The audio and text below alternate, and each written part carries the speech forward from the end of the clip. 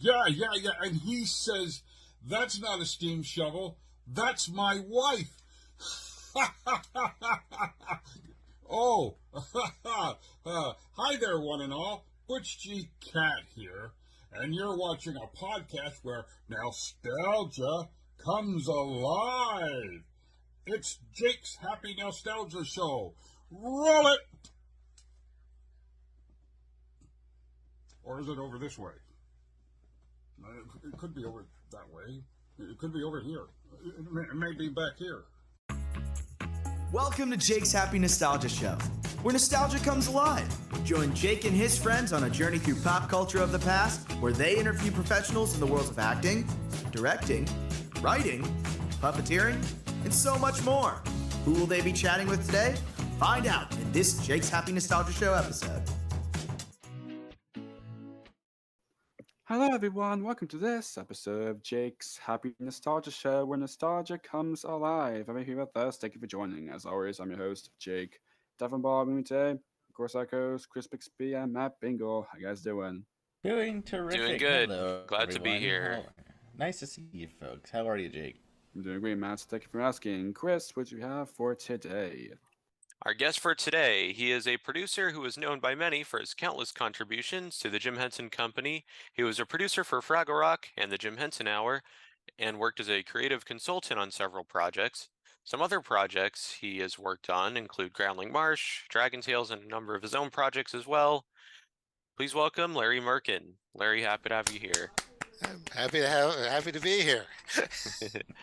Yes, likewise. Delighted to have you. Yes, it is Yes, truly an honor. absolutely. So, to kick this off, could you tell our audience a little bit about yourself and what you do? Well, I'm a producer. I also write, but I'm a producer primarily. That's a funny question to ask. Because I can go into the whole thing about what a producer does and all that. And I really started out as, I grew up in the United States, grew up in Cumberland, Maryland. Went to drama school at Yale. Thought I wanted to run a repertory theater. Ended up in Canada. That which led me as a TV drama story editor for the CBC, Canadian Broadcasting Corporation, which is the public broadcaster here. Became a producer there, but did all grown-up things. And then the first show I ever produced for kids or with puppets was Fraggle Rock, which we can talk about later. And so and since then I've done an awful lot of stuff for kids. I still have my hand in grown-up stuff, but so I do a lot of different things, and I've always been involved in the writing of the scripts, whether I mean, like, we can talk about producing, but I ultimately didn't really start writing professionally, except for one thing I did in the 70s, until sort of in the 90s, just to keep my hand in that part of it. But as a producer, I'm always sort of script first and then moving out to how we realize what's in the script. So Nice. Very nice. Oh, that's great. So I'm kind of curious. Did you always want to be a producer? Well, what I wanted, well, yeah, I was watching your interview with Jocelyn. She was talking about luck and, and how, life is really interesting, how things Love happen. Jocelyn. Well, she's one of my closest friends in the world, and love her dearly. So I grew up in Maryland. Okay, I'll give you this. I go on a bit, so you can interrupt me. But I grew up in Western Maryland. And in the 50s in Western Maryland, we were one of the first places in the United States to have cable television, because we were in the hills and you couldn't, get a signal through. So I actually didn't really see antenna television until I got to university. And I thought, why is it so fuzzy? So we had 5 stations from Washington that we could watch in Cumberland. And I remember when I was a kid, I remember the Wilkins coffee commercials that Jim did with the Muppets, the early Muppets. Yes. And they are wonderful to this day. But you're growing up, you don't say, oh, I'm going to work with this guy. That was not on my radar. in fact, I was good at math in high school, and I wanted to be a mathematician. Mhm. And I went to Yale also as an undergraduate, and I was planning to major in math. And I realized really fast that, boy, if you're not a genius, you're going to be an actuary. Okay. And I um, had to take this. We had to take one semester of either religious studies, um, philosophy, or something called classical civilization. And there was a professor there who taught classical civilization. His name was Eric Siegel, who became famous for something you probably never heard of. He wrote a book that became a movie called Love Story, which was a big hit in the late 60s, early 70s, I think. Hmm. And but he was a wonderful teacher, and I went and took his comedy class.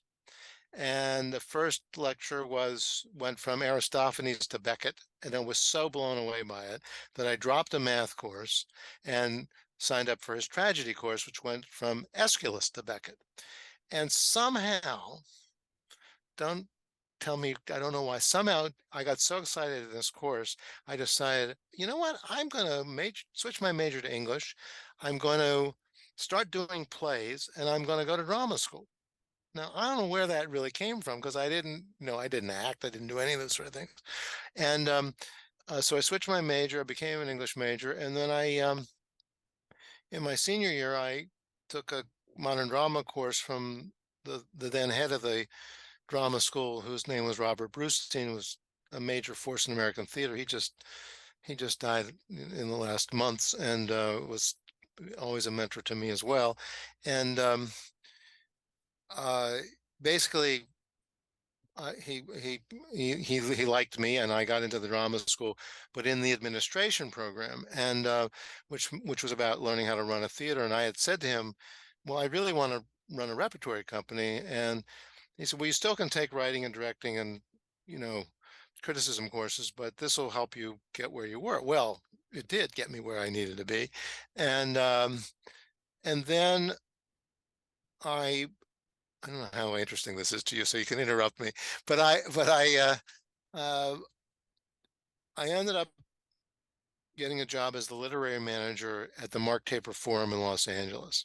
Hmm. Now, the Mark Taper Forum was an important regional theater that um, did a lot of new plays, and I had been recommended by another former teacher of mine to Gordon Davidson, who was the artistic director, and I we would get 25, 30 scripts a week, and I would go through all those, and I would be in touch with the writers. I'd work with the directors on who wanted me to work on the text, and I would also write the program notes and that sort of stuff. But I was still learning what I was doing. So one of those directors was a guy named John Hirsch. John Hirsch was a great director, stage director, and he started the Winnipeg Theater Center in Winnipeg, Manitoba. And I knew of him because, again, at that point, I wasn't interested. I was in LA, but I was not interested in television. I was not interested in film. And here was this artist who came down to direct a play called The Dybbuk, and he had just been named the head of TV drama at the CBC in Canada. And the idea that this man would be running a television network was crazy. That wouldn't happen in the United States. Unfortunately, it wouldn't happen in Canada anymore either. So he offered me a job. He liked how I worked on the text of the play with him. And he said, do you want to come up and be a story editor and help develop screenplays? And I said to him, I said, John, you have to understand, I don't know anything about television, and I don't know anything about Canada, but I'm coming. And I left on a 13-week contract and moved up here. That was in 1975, and I was on a work visa, and then it got extended for a couple of years, and then I became a landed immigrant, which is sort of like having your green card. And then about 1983, 84, I became a citizen of both countries. So anyhow, that led to my becoming a producer, and But again, I was doing grown-up things, and that's what I wanted to do. So, but I was learning my craft. I had a lot of learning to do. So I was 31 before I produced my first show, and as impatient as I was, that's um, I needed all that time. I mean, I'm still learning things, but yeah, I really needed that time.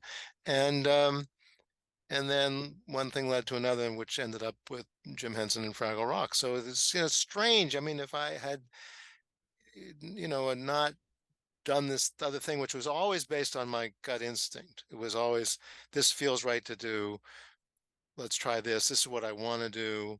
Um, and then some opportunities, some of it's luck, and then sort of what you do with your opportunities, and sometimes you do well with it and sometimes you screw it up, and so it's anyhow, that's did I ever want I would say that to answer your direct question directly, I wanted, at a certain point when I decided I wanted to be in this field in general, yes, I wanted to be a producer in the sense of having the artistic overall, um, not control, but direction of a project, which is sort of how I produce, which again we can talk about. Nice. Interesting. So, do you remember what your first producing job was? Oh yeah, I produced a spy series called the Phoenix Team, which was about an old spy who was old. Well, he was 50s. Okay, so and he was stuck in a um he was like filing because he'd been banned, like he had done some bad things, that at least the powers that be thought. And then he had an old lover who was an MI6 agent from Britain, and she came into Toronto, and there was something else going on, and they had to they came together, uh, to solve whatever spy thing there was. We did 9 episodes of it. At that time, to put it in context, at that time the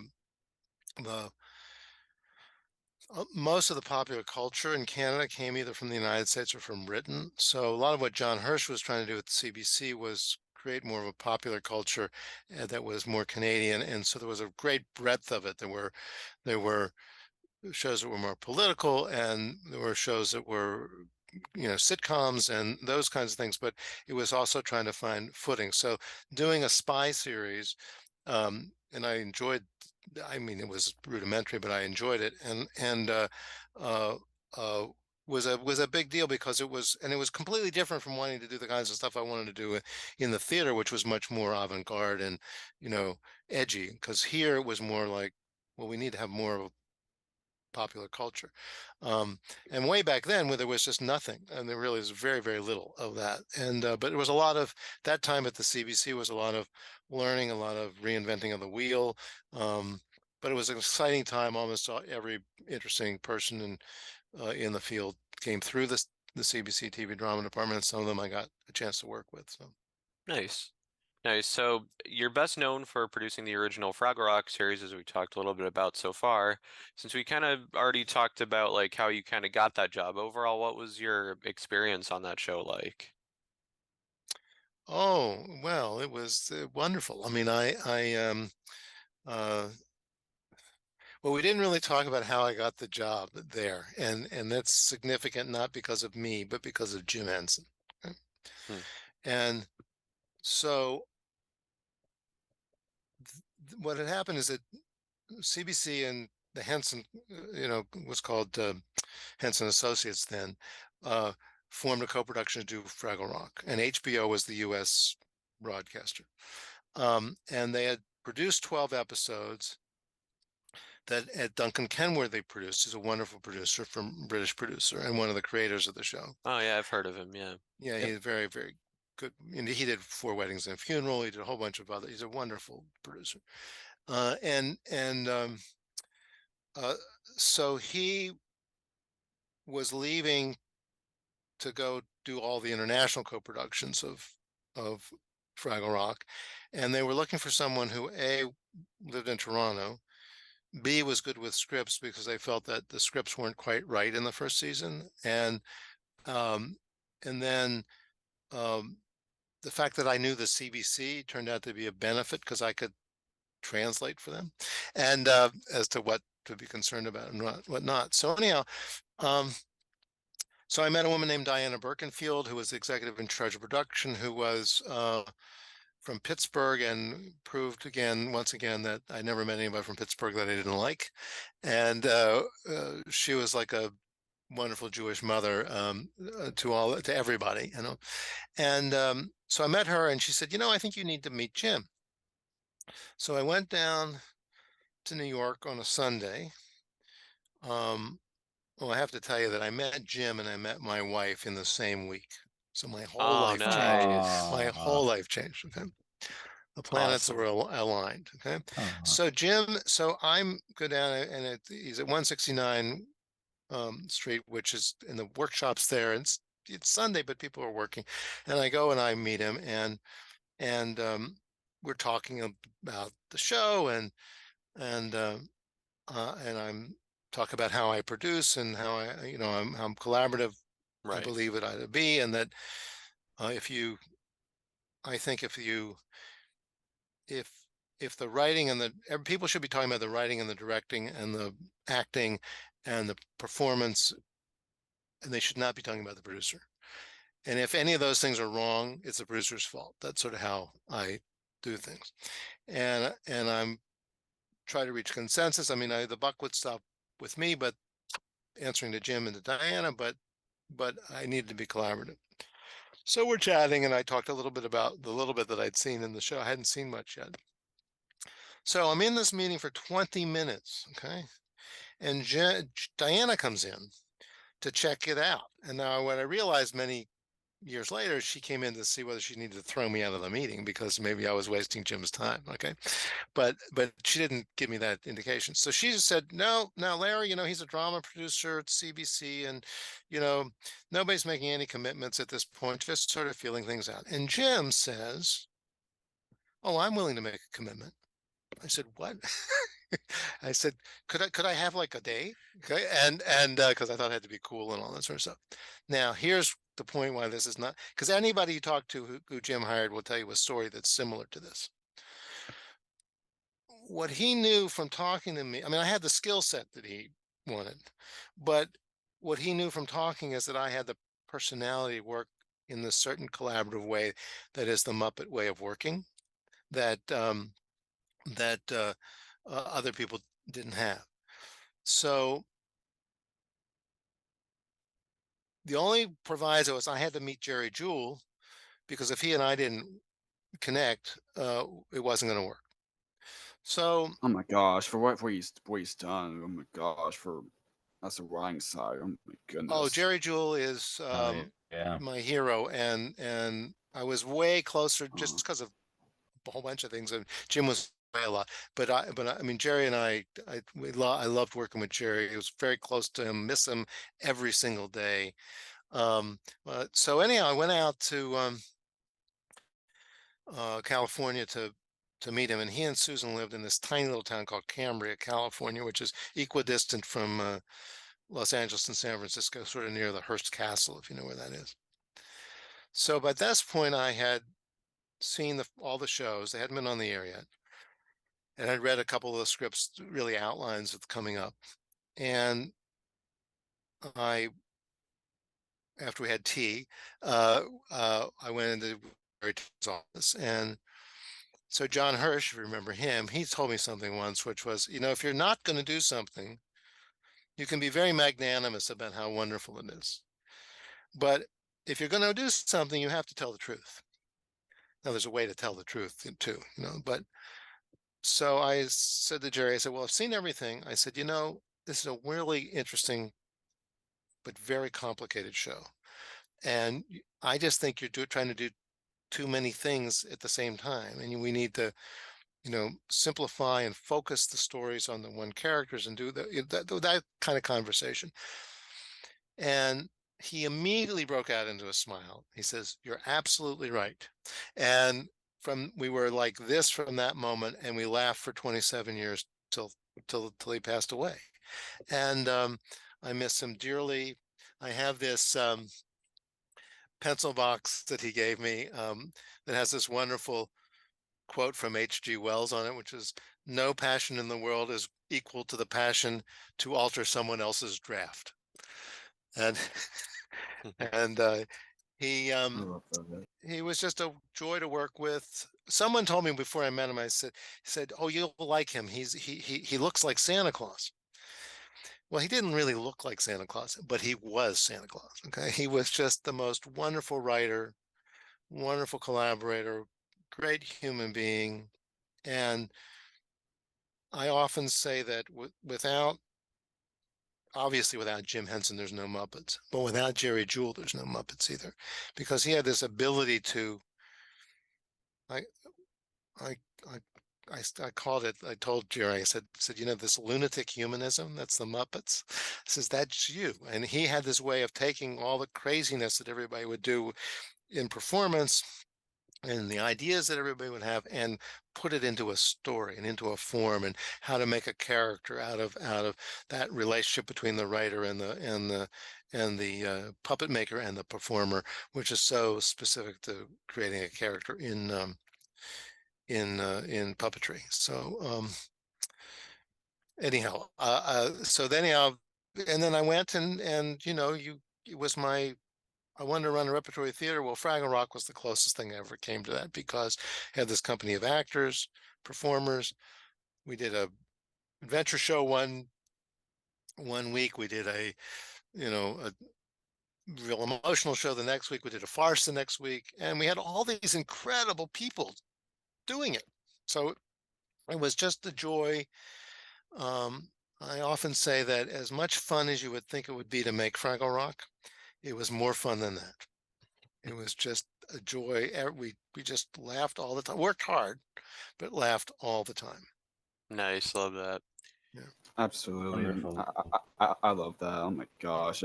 You and Jerry's connection, that's just so amazing. He's just Well, such an I just amazing try to artist talk for about what Jerry he's all the time, done. because people don't really know I think he's one of the great comic writers, ever. And I mean, and it's because he wrote for puppets. He wrote in this collaborative way, that people don't see the incredible art that he had, but anyhow, miss him every day. So Yeah. Mhm. Uh, that's great. Yeah, absolutely. Rest his soul. And of course, Jim too, which of course we'll talk about, him a little bit later. I just wanted to ask you about this. You're not really like a wire, but of course I want to of course you can say as a producer standpoint, if that makes any sense. Now, can you kind of ask about how Fraggle Rock was kind of created to promote world peace and to encourage Oh, and sure. Yeah. show how Now I diverse wasn't, groups can I live wasn't, together in that type of way? yeah, for sure.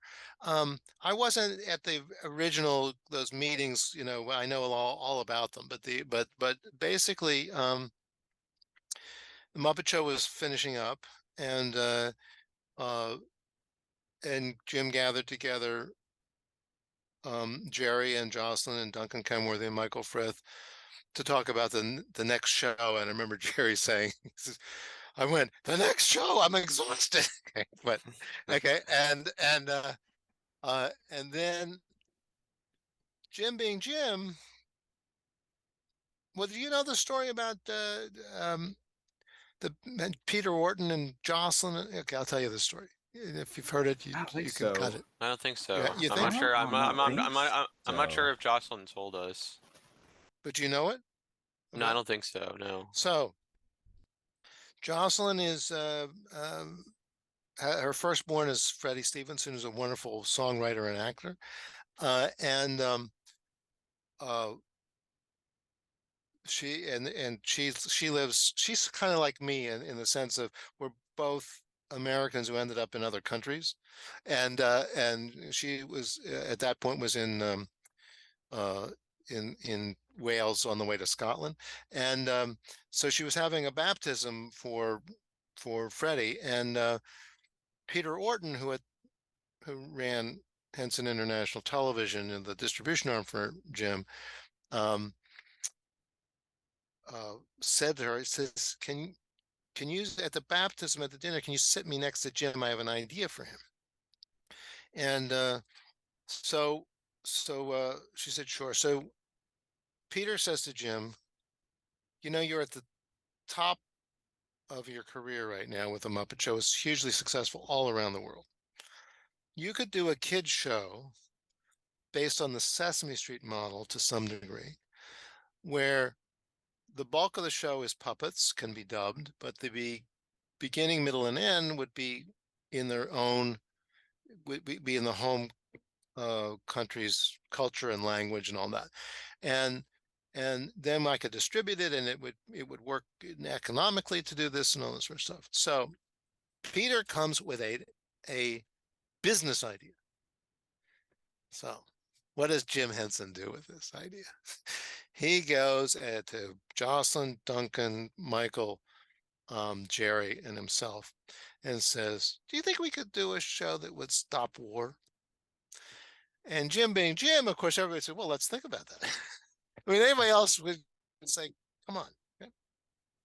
So, but it was also the Muppets. So it was going to be in these people. So it's going to be goofy and funny, and it's going to do it in very indirect ways. And so that's how they came up with these ideas about the different species. There's the human, the Fraggle, the Gorg, the Doozer, and the little known Ditsies, which was another species, which it's only been in a little, it's only in there a little bit, and I can tell you about that if you want.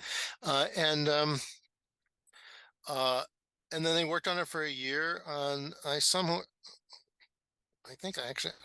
was moving things around, and I have the original. It won't come up too well on the camera, but I have the original pitch document for Fraggle right there, and it's and they basic idea was that all these species are interconnected and interdependent, but don't know it. And the idea was that the kids in the audience, who were kids and grown-ups, would see the connections. It would make for comedy, but it would also make for bigger things. So some shows we did were very directly on that theme, but it was more about this overall sense of the world, and we tried to tell all sorts of other kinds of stories in the process. But that's how that all developed, and it was a good year of development before it moved into production. So Nice. Yeah, it's interesting. For those who do not know, the Fraggles actually weren't called the Fraggles at first. Yes, they were called Woozles. yeah, the they Woozles. were Yes. Woozles. I don't know if any of you viewers at home have this book, but shameless plug, highly recommend this. The Fraggle Rock. Oh, I was interviewed. Yeah, Yes. I know that book really well. I was This interviewed is- for it, and I think I've heard she it's did a great book. fantastic job on that book. Oh, yeah. I hear it's a wonderful amazing. book. Yeah. It's I bought this for myself for my birthday 2 years ago, and it is amazing. They've got a lot of great stuff. I in gotta this get book, that. and One day I too. gotta get should that. you It's should. really good. If you go to the, I can't remember the Really is. publisher, but they sometimes have sales, and Let me see who the publisher is. but it's a really, Jody Robinson interviewed me, and then a lot of the book is Jocelyn wrote a book about years ago, interviewed all of us, and a lot of those interviews are in that book too. But she really captures it really, really well, and it was unfortunate, and I understand why it happened that way, but it came out in November before the Back to the Rock came out Yeah. in the winter, Mhm. and I think they Yeah. didn't do a lot of PR on it because they didn't want to interfere with the new show. I think I'm assuming that, I may be wrong, but it's a wonderful, wonderful book. I think so. It really is. Nice. It is published by Insight Editions. Inside Editions. You can go to their website, and sometimes they have sales. So Yeah. Nice. yeah. Nice. Yeah, it really is an amazing book. There are a lot of beautiful pictures and fun facts about the Fraggles and whatnot, but yeah, It's kind of have that in a way for the whole series collection DVDs. I don't know for me, Chris. Yeah. Yeah. The season Pretty one. cool, too. There's a season 1 DVD that came out by Hit Entertainment, I think in 2005, I think. Yeah. Yeah, And yeah. I still have it somewhere, because it came in like a box set. There's like a Yep. well, I, that is a box set, but that's not the one I'm talking about. But no, I know because Yeah. I did the special features for all the box yeah, sets, yeah, and Yeah, so yes, you're your production company there, yeah. yeah. Mirkin Creative Incorporated. Yeah, I That was did the it name for for it. There's a Henson's. little It wasn't under my company, but I did it for Henson's, and well, I did it for that one. I did think for Hit, and then I think the last ones we did for Lionsgate or whatever. But and that was a whole, Gotcha. trying to get everybody, and I just felt it was so important to get people talking. Yeah. See, all that stuff was great. Yeah, yeah, yeah, yeah, Yeah, yeah, yeah. had those Yeah. two. It's pretty cool if you have like a whole series collection that you can Yeah, do and something they put it when like they that. moved it up to HD. They used all those special features again. So but Yeah, I mean to pretty cool Blu-ray, to addition. Blu-rays. Yeah, yeah, To have yeah. something But like that. I Yeah. have Yeah, yeah. those too, and I like them. And it was, you know, there's so many of the people that we interviewed are gone now, and there were two people that I really wanted to interview that I couldn't get. One was Diana, because and they both kind of shy in a weird kind of way. Diana couldn't coordinate with her, and then Foz Fazakas. You know who he was? Foz Fazakas. Yeah, yeah. I've heard. Well, he was the he dealt with he was the genius behind the Doozers and the Gorgs and all the radio controlled stuff, and um and very interesting, just incredible. Worked with Bill Baird before he worked with Jim, and really interesting man. And there was when he passed away that I both he passed away at the same time, and there was a celebration in New York for them, and I went down, and they asked me to speak, and I said, before there was Google, there was Foz. Foz knew everything there was to about anything. If you wanted to know about, classical organ in the 19th century, he could tell you about that. Or if you wanted to talk to you about musical comedy, I mean, it was just the most amazing guy. But I could not get him. He just didn't want to be on camera. There are a few shots in the special features of him, but and he was sort of the inspiration for Doc.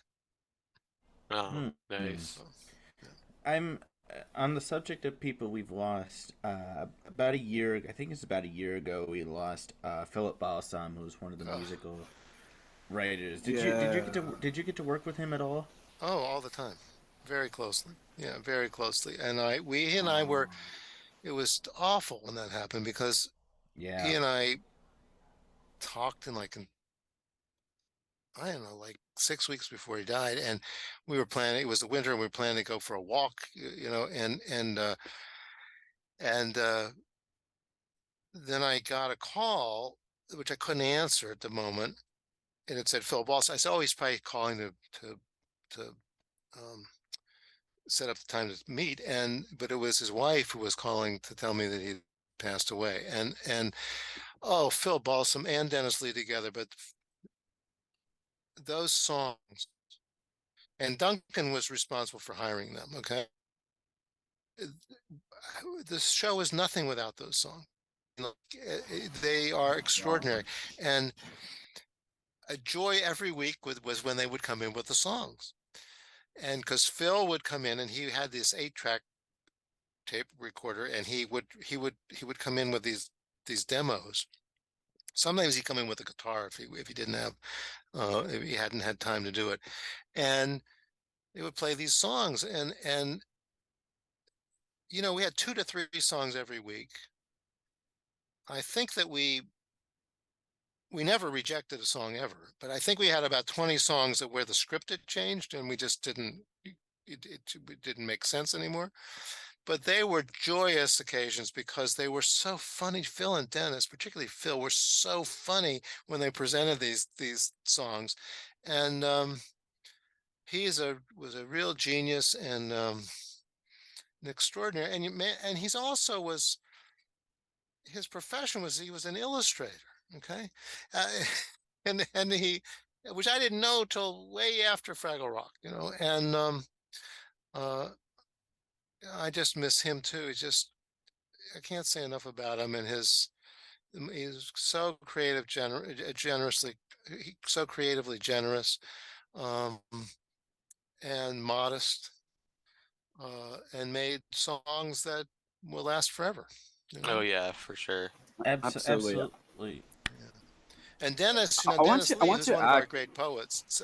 Dennis Lee is one of our great poets here. right. They wrote Oh they yeah. wrote in a different way than you would think that Hmm. Dennis writes the lyrics and Phil does the music. No, they would talk about the writers would put in where they thought a song would go, and most of the time they did it. Sometimes they thought it would be better in a different place, or they added something. And Phil would come up with the tune and the style first, and then Dennis Right. would do the lyrics, which was not the way you ever think it would happen, but it worked perfectly. Oh, it did. Mm, Yeah. nice. It's wonderful that with Fraggle Rock Back to the Rock, not only do they have Yeah, it's such an original amazing songs, novel. but they also brought back a lot of the older songs. Philip and Dennis Oh really. yeah. Yeah, I'm It's so happy that, wonderful that you they Yeah, know, like the rock. brought them back. Yeah, the rock goes Rock goes on, on. working, yeah. Working. They free brought and back. high. Yep.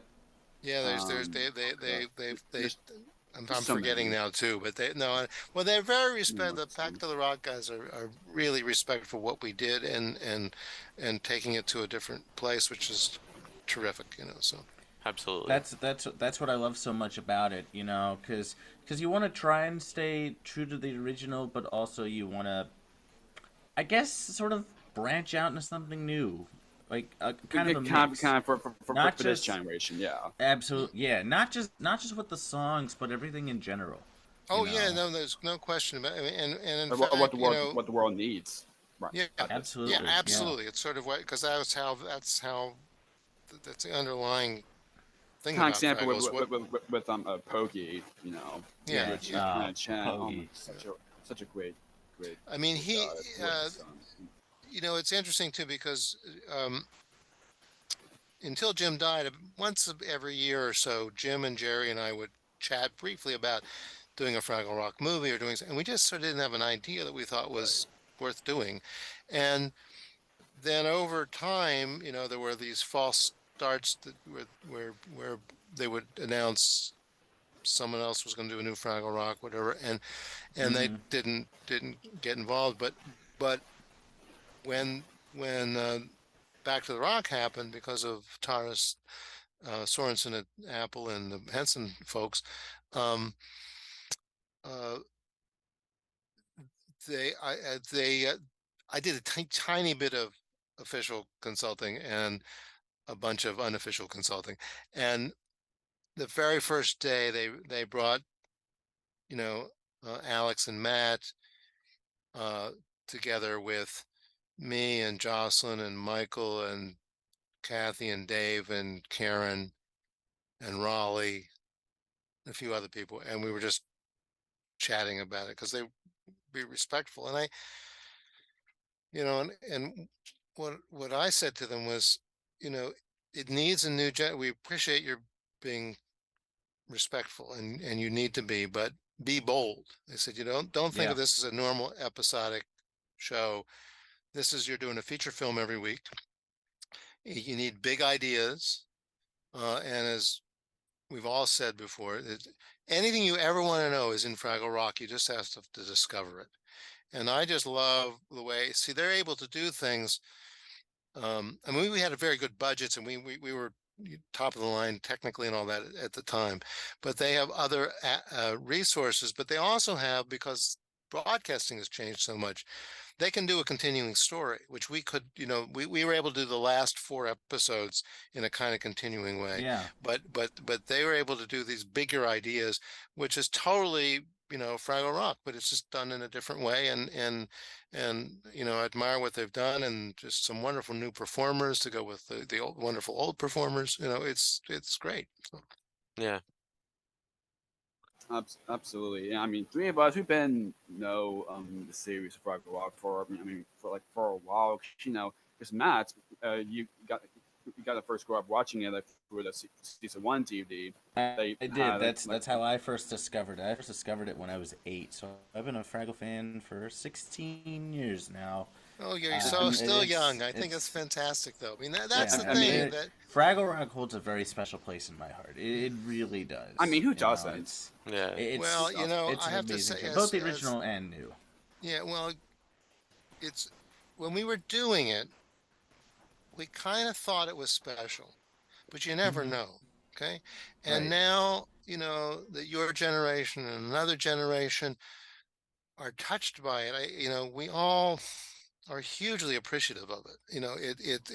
Oh We yeah. had hoped that would be true. It's a There's something special show. timeless about it, and I forever touched. So thank you for saying that. So Absolutely. And say if it wasn't true. I mean, Chris. Yeah, I mean, Chris got to first watch the series when it was on the Hub network.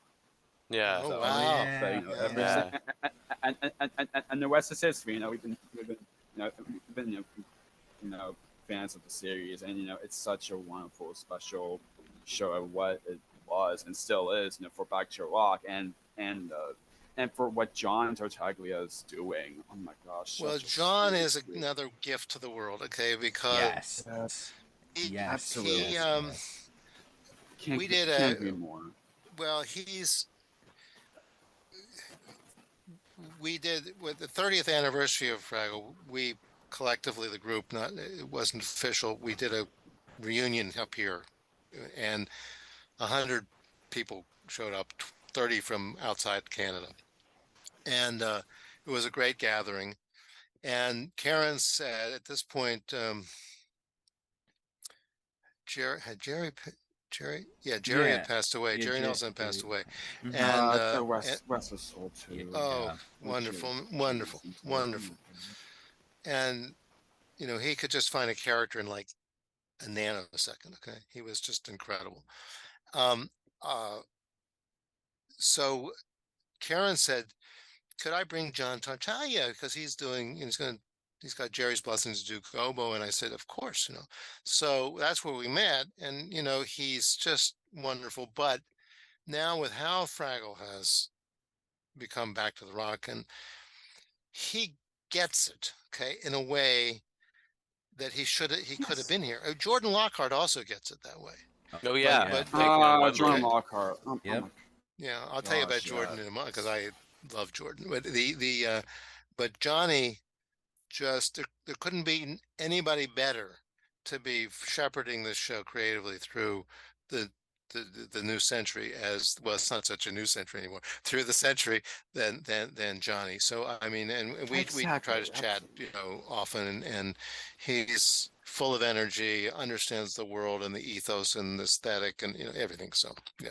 Nice.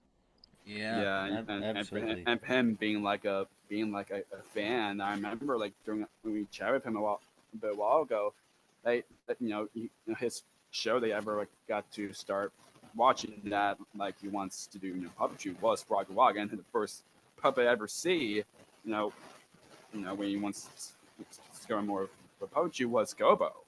He's now doing Gobo. He's now been doing Gobo this for is how 11 years. this is And I how was doing creative consultant, executive producer For the writer, franchise, director, everything else. yeah. It's Like, He's the best guy there to do this. He absolutely is. Absolutely. Yes, creative supervisor and everything else. Oh my gosh. Biggest Such a- full circle moment such I've a ever down to seen. earth I'll guy. say No, that. it's true. It's very true. It And is. It's very true. Yeah. But that's something. There's something about that's a thing. That's something about. I call it the Fraggle aura. Once you're out under the Fraggle aura, things happen. It's just quite extraordinary. Oh yeah. Nice. Oh yeah. Absolutely. Yes. Exactly. So so what was it kind of like for you getting to working on a Fraggle Rock the animated series as creative consultant? Well, I had this consultancy agreement with Jim, independent of Fraggle Rock. He basically put me on a retainer every year for about 6 or 7 years, and I just was available to read scripts and give him comments and all that. So on Fraggle, the animated Fraggle, I had very little to do. I mean, I met with the writers, as did Jocelyn and Jerry. I think we gave some notes on the first few scripts. They got it, so I had very little to do with it. But I'll tell you another Jim story. Okay. tell you another Jim story. Go ahead. I kind of, you'll understand why I have a slight hesitation, but again, this is about Jim. So, and I consulted a whole bunch of Labyrinth and the witches and all sorts of other things, which we can talk about if we want. But so I was contracted to do Fraggle Rock. I had a very nice agreement. I was very happy with it. But because I wasn't a creator of the show, I mean, I had no participation in the show for how it was exploited elsewhere, which was totally appropriate, totally appropriate. So Fraggle animation happens. And about a year and a half later, I start getting these little checks. $400, $40, $1,100, whatever. Jim gave me 0.5% of the net on that show because he thought I should have something. I didn't ask for it. I don't think I have a piece of paper from him that says that. This is the kind of guy he was, who appreciated what you did for him. He helped Diana Birkenfield when she got older and needed some help. He helped her. And it's Jim just had this generosity for everybody that that he cared about, and it was just an amazing kind of moment, and again, I don't really talk about that much, but it just, it's just another, it wasn't about the money. It was about because it wasn't that. It was just that he would think to do that. Nobody thinks to do that. So. That's awesome. So, as we've talked about in your introduction, you also got to produce the Jim Henson Hour. What was that like? Well, that was really interesting because I learned a lot about the difference between doing something for HBO and CBC and doing something for NBC. And so I was producing, between Fraggle Rock and the Jim Henson Hour, I was producing this big drama in Montreal and Paris. And I wasn't too happy doing it because I thought everything should work the way that Fraggle Rock did, and it wouldn't, without politics and, all sorts of other stuff. And so Jim called me and he and Jerry and I met. They came up one weekend to Montreal. We talked about the show. We met another weekend in Paris. Peter Harris came down from London to talk about the show, and oh, nice, which was very nice.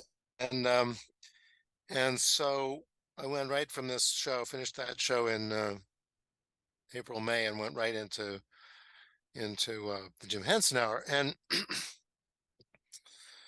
so the Jim Henson Hour, as you know, had all these different elements to it. And what we called Muppet Variety, which were the Muppet characters, had all these different kind of specials and stuff. So I can't remember the timing of this too well, but Brandon Tartikoff was the guy who ran NBC at the time. And he and Jim and I met in New York for lunch one time. And by, again, one of these kind of weird coincidences, he was a year younger than I at Yale, but roomed with a guy that I had gone to camp with and high school with. And so we didn't really know one another. We sort of knew one another, but it was kind of a nice moment. So at that meeting, and all that, what Brandon wanted was, he wanted Jim on camera because he felt that he needed something to be the focus for the audience, sort of like Walt Disney was in the back, way back in the Walt Disney Hour, and that would help with the things. And I said to him, I said that makes a lot of sense, but this show is going to take time for the audience because there's so many elements. You got to give it time. Yeah. Well, totally, no problem. Well, that's when I realized, I didn't realize then, but that was they don't give you time on commercial television, certainly back then. And everything Jim ever did that was really successful took time to build, whether it was the Muppet Show or whether it was Fraggle Rock, or it just all took time. So anyway, we go to do this, and it's I got a lot of stories about it, but anyhow, so it's we're putting it together. We got the writers. We're trying to figure this out, and Duncan is working on a bunch of the hour-long. He does 5 of the hour-long English, or 4 of them maybe, English shows like Living with Dinosaurs and all that. And he also had done The Storyteller, which are spectacular. If you know The Storyteller shows, Oh yeah. yeah, they're spectacular.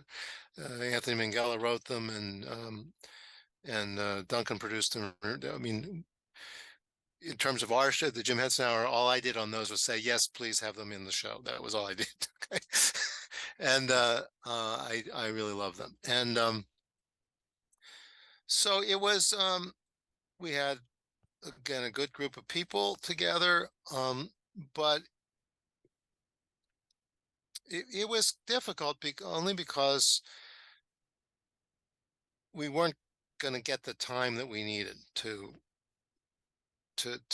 develop it, and in retrospect, I mean, Martin Baker, I remember at one point said, we should stop, we should stop production while we get particularly the Muppet Variety stuff that was not really working too well, which we can talk about. And but Jerry and Jim and I wanted to go ahead with it because we wanted to go ahead with it, right? And I think we all had this belief, well, we'll figure these things as we go because that's how we do things. But it's a commercial television network, and the commercials were important. Okay, it's not being negative about them. That's just, you got to understand the difference between broadcast, what their needs were, and we weren't successful enough, fast enough. But I remember a thing back in when we did Fraggle Rock. HBO was new. They had 9 million subscribers. We would get about 3 million subscribers, which was big for the show. In Canada, we were on the main public network, so we were all over the country, much smaller country, but we would regularly get 2.7 million viewers. We were on Sunday nights opposite 60 Minutes. We often beat 60 Minutes. Oh, wow. So it was not all the time, but some of the time. And so that was our frame of reference. Okay. So remember, we do this, one of the half hours we did was the Song of the Cloud Forest. If you know that half hour, it's a lovely little show that David Young wrote, that Dave Goelz plays this tree frog in the rainforest who and he's endangered, so he just wants a date. He's just trying to find another tree frog, and it's a very sweet show, but with a big environmental statement in it. And we shot in in a digital way when nobody was doing digital, which we could talk about too. But so I remember we shoot it and we air it, and we were on the air on Fridays, as I recall, Friday nights. And Monday the ratings come in, and I don't really pay a lot of attention to ratings, but they come in, and I go, oh my gosh, only 11.5 million people watch this. And then I caught myself. I said, wait a minute, 11.5 million people watch this show. That's really an important show to do, and it's fun, So, but it's a different, again, it's changed now, but that's a different world than HBO, which is based on subscribers, different from the CBC, which is a public broadcaster, has a different kind of mandate. So, and they had at that time, and NBC was the top network. If we had been on ABC, which was weaker, we might have been longer. Okay, but NBC had what's that show? Scott Bakula. It was a time travel show. That was Waiting in the Wings, and it took our space, and it was it lasted for 5 or 6 years, and I think they just rebooted it recently. But so it just was, I'm not talking creatively at the moment at all, but it has I an talking about the effect on it. wait. I talking about the uh Quantum Leap, Quantum Leap. Okay, Yeah, Quantum that's Leap, it. yeah. That's gotcha. So, it. Yeah. but creatively, we did some really interesting things in that show, in the Jim Henson Hour. It was hard that we just didn't get a chance to do what we wanted to do with it and give it the time, because I think over time we would have figured out the Muppet variety stuff a little bit better. And I think the variety, the nature of the different kinds of shows we had together would have worked in a way that the old Disney Hour worked, but we just didn't, you know we made a mistake in not understanding that was not going to fly in 1988 and or 89, 88 in on NBC. So Hmm. creatively, a lot of good stuff. Nice. Nice, and of course, got to kind of start working with the wonderful Tim Burns Yes, got to on that work show hard. That's too. on Dog City. Yes, that's where I met Tim. Right? And Yeah, I love uh, Tim. yeah, a guy that who never met a pun he didn't like. He's very funny. Nice. I am definitely going to get back in touch with him. It's been too long. So Nice. yeah. Wonderful. So this one should be interesting. You co-produced the Fraggle Rock album, Fraggle Rock Music and Magic. Let me explain this for those art viewers who do not know. The album was released by BMG Kids in 1993, 6 years after the show ended. So this was kind of I guess more of a, kind of a compilation album, I guess you'd say. I think. Yeah, I mean, it was. I'm trying to remember how the circumstance of. I don't know why they ended up doing it. They had. There was a I don't guy. either. There was a guy they brought into Henson's called Robert Kraft, who was a music producer, and I think his idea was to get some of the Muppet music out, and that included Fraggle. So, um, so we got to go back into the masters, and I can't remember how many. There's probably about 25 Yeah, songs on it, something like that. about And 20, 25 of them, I think. yeah, Probably. and it was fun to do. And Don Did it with. Gillis got to yeah, Don Gillis, yeah, who was also other co-produced that you both got it. Yeah, got to do that too. Don was a fun. Yeah. I love Don, working with Don too. Phil came down, to listen to it as well, but Don produced it. Um, Don came into the show because he had more experience working on television. This is back to the original show. His father had been a conductor for the NBC studio orchestra way back in New York in the 40s and 50s, and Don was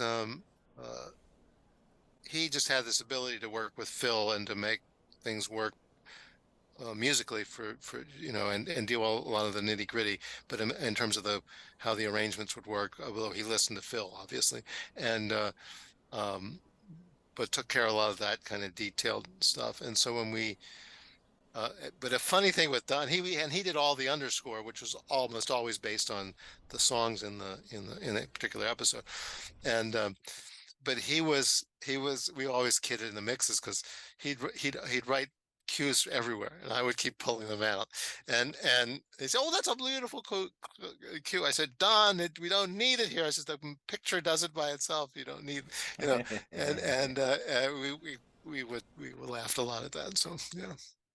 Good, another good, wonderful guy. So Nice. Oh, that's great. You kind of what's the kind of your overall experience, getting to doing that. what was say that again? What was my overall experience doing Yeah, CD? yeah. Mm-hmm.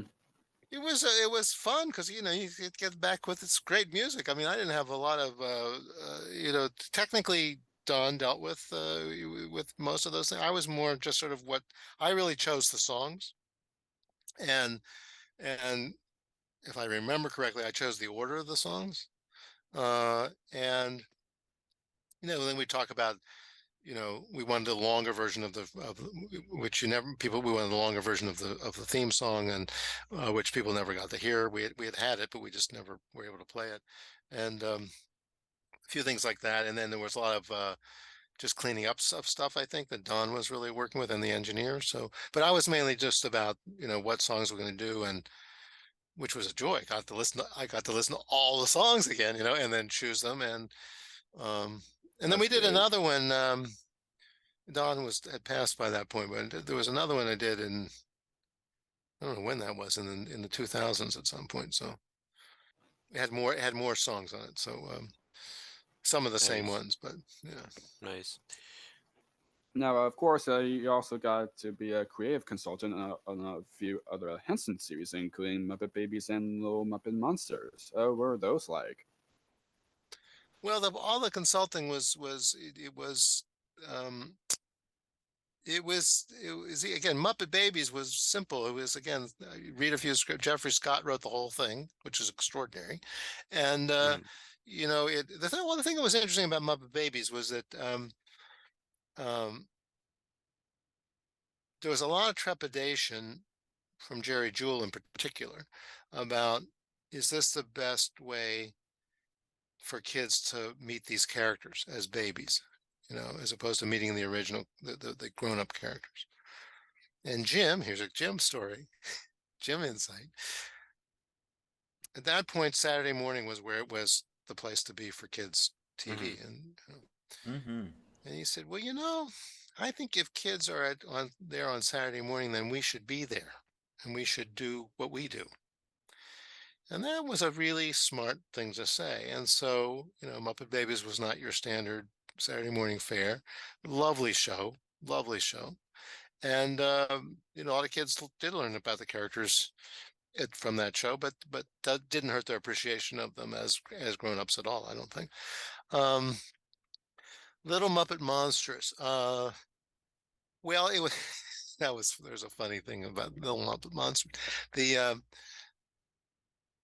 So I can't remember when that was. I think it was between one of the seasons of Fraggle Rock, I think, Probably. Yeah. That I was think, yeah. And yeah, I think it was, 85. I think it was. yeah, I think it was between season 2 and 3, or 3 and 4. Anyhow, Something like that. and Michael Frith was producing it, and he never really produced anything.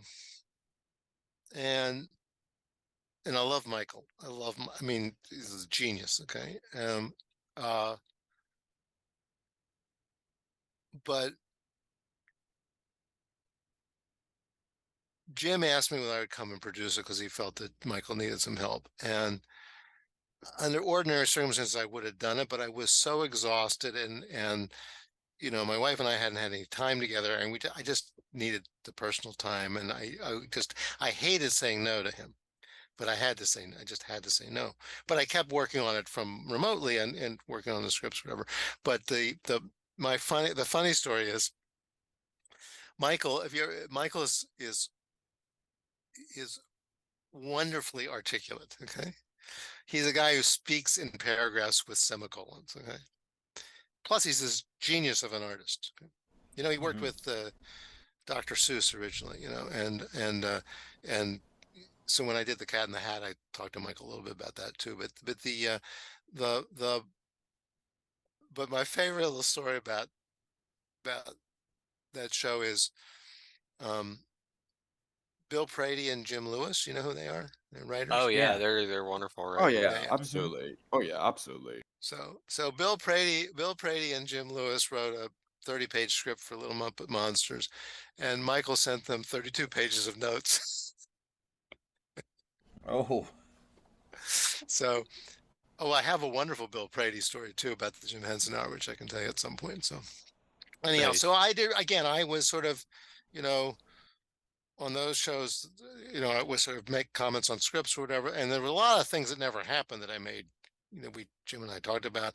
And I also worked on Labyrinth. And I also, when the script of the Witches came, the first draft of the script of the Witches came, it was the best first draft I ever read in my life. And I said to Jim, I said, I don't really have a note. I said, it depends who's going to direct it, and then you make your notes according to the, because the script's fantastic. So, yeah, anyhow, so there were a lot of different things during that time. So Nice. Yes. Oh my gosh. I mean, for what Michael, done, not just what his involvement in Fraggle Rock, but also kind of he also co create like kind of part of the creative team with Between the Lions too. Oh yeah, he's just Yeah. brilliant. I mean, just absolutely brilliant. And as someone who can't draw, I just admire that part of him as well. But he's just brilliant, lovely, lovely human being. And Oh my yeah, gosh, yes, yeah, before he's done, yes, yeah. absolutely. Absolutely. So So, what was it like consulting for Labyrinth and the Witches? well, the witches was what I told you. That was my the entire sum of my. I said, Jim, I got no notes. Now I didn't know that Nicholas Rogue was going to direct it, and who I love, but he's a different kind of director, and I don't know that the film and the script quite connected. A lot of people like it, but it was darker than than the original script was. I mean, I think it's an interesting film for sure. Labyrinth was really interesting to do because Terry Jones did the original, did a couple of drafts, and it's a very episodic film, and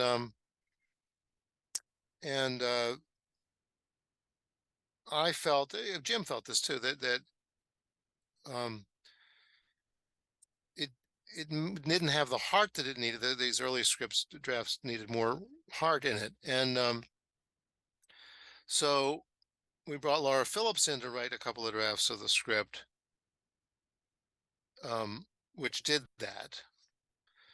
But there were certain things that she did that were that eliminated some of the funny bits that Jim loved. Mm-hmm. So to make a and in fact, there was a point where she and I and Jim all went out to meet with George Lucas, who was the executive producer at that point, and which was, and he had some interesting insights into it as well. But after Laura had done a couple of drafts, he brought it back to Terry Jones, who basically put it back kind of the way it was with a few of Laura's things in it. So, and then uncredited is Elaine May did some final polishes on the thing, which I wasn't involved in that at all. And I didn't work with Terry Jones directly at all. I only worked with Jim, and because I knew Laura for a long time, I worked with her. But uh, the thing for me on it, and I said this to Jim at the time,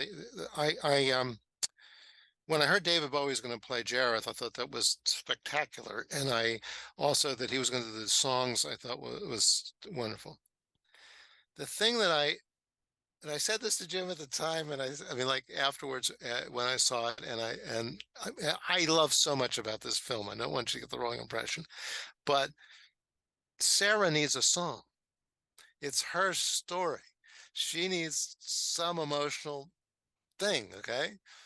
Uh, and uh, and she didn't get it, And so I just felt if we had that, now maybe Jennifer Connelly couldn't sing. I don't know, but I don't think they, again, I wasn't producing it. I was on the set, any of that sort of stuff. And again, Jim and I talked about this. It was not like I'm telling tales out of school at all, but I think it's really a good movie, and the stuff that's good in it is spectacularly good. And it's a huge hit. It's a huge cult hit, and I don't want to say anything negative about it. I just think it would be better if Sarah had a song. Right. Yeah. Yeah, oh my I gosh, guess. Labyrinth, such a wonderful film, and not too long ago, the three of us actually got to watch it together. It was so fun getting to watch that. I It mean, was there's cool all movie such such a a fun for the stuff, movie. and it's time. puppetry. There's no CGI. It's all puppetry. It's all Yep. happening in front of your eyes. It's Mm-hmm. fantastic. Oh yeah. Yeah, and some of the puppeteers got to be a part of that in a way too. Like Steve Whitmire, who was which did Wembley, and then Kevin Clash and Yep. All these great Anthony people. Yeah, Asbury, Nigel Plaskett, Wayne LeDrew. Yep. Those awesome guys. yeah, Oh my yeah, yeah. gosh. No, it's really, really great. Really talented people. So. Absolutely. It's really cool that some of the things from the film actually kind of got to be in the museums too, which that was pretty Oh, it's cool. great. It's really great. I mean, the design Yeah. of it all, the That's the right. the the whole you know, animating idea of it was so good. And I think that my memory is that Lisa, when she was, because she was graduating from Harvard then, I think. But I think that she had a lot to do with Jim's original ideas about how what the show would be, what the film would be about. So I think it does all those things really, really, really well. I just wanted her to have a song. Right. Definitely. Yeah. Awesome film, nonetheless. Wonderful film. Wonderful film. Yeah. Great film. Absolutely. Great film. I'm trying to find, because I know Jake and I had met up. Jake, you just mentioned the museum. There was an exhibit here in Baltimore last summer. The Yeah, Jim I mean, Henson Matt got exhibition. to meet up and Me go and and see Jake, that. It was few other so friends. awesome. I'm trying to find. There's some stuff from Labyrinth, um, in it. I believe it's the wedding dress. Yeah. That's in Yes. there. Yeah. I know there's something else, but it was the wedding dress and the wedding scene in the movie. I can't really remember what else, and I wish I did. But I thought it was really cool seeing that. I Seeing mean, I feel like there's Jim's. gonna be pictures in the post production to give more context. But yeah, there you Well, go. here you go. Here's some photos, everybody. Here you go. Just look at them. You'll see what we're talking about. No, there's wonderful but, stuff there. I mean, It is. the design is extraordinary. All of It that. is. And that's It's that's amazing. based on Brian Froud. And Yeah. it was a genius too. So Yeah. Yes. Absolutely. So, what was it like working on the Henson Christmas special, the Christmas toy? so the Christmas toy, it was before Toy Story, and there are lots of people who wonder how much Toy Story, the people who watch the Christmas toy, who knows. I just think it's a lovely film. I mean, I did some work on the script. I was on the set for a few times. I'd worked with Eric a lot before Jim was around, obviously.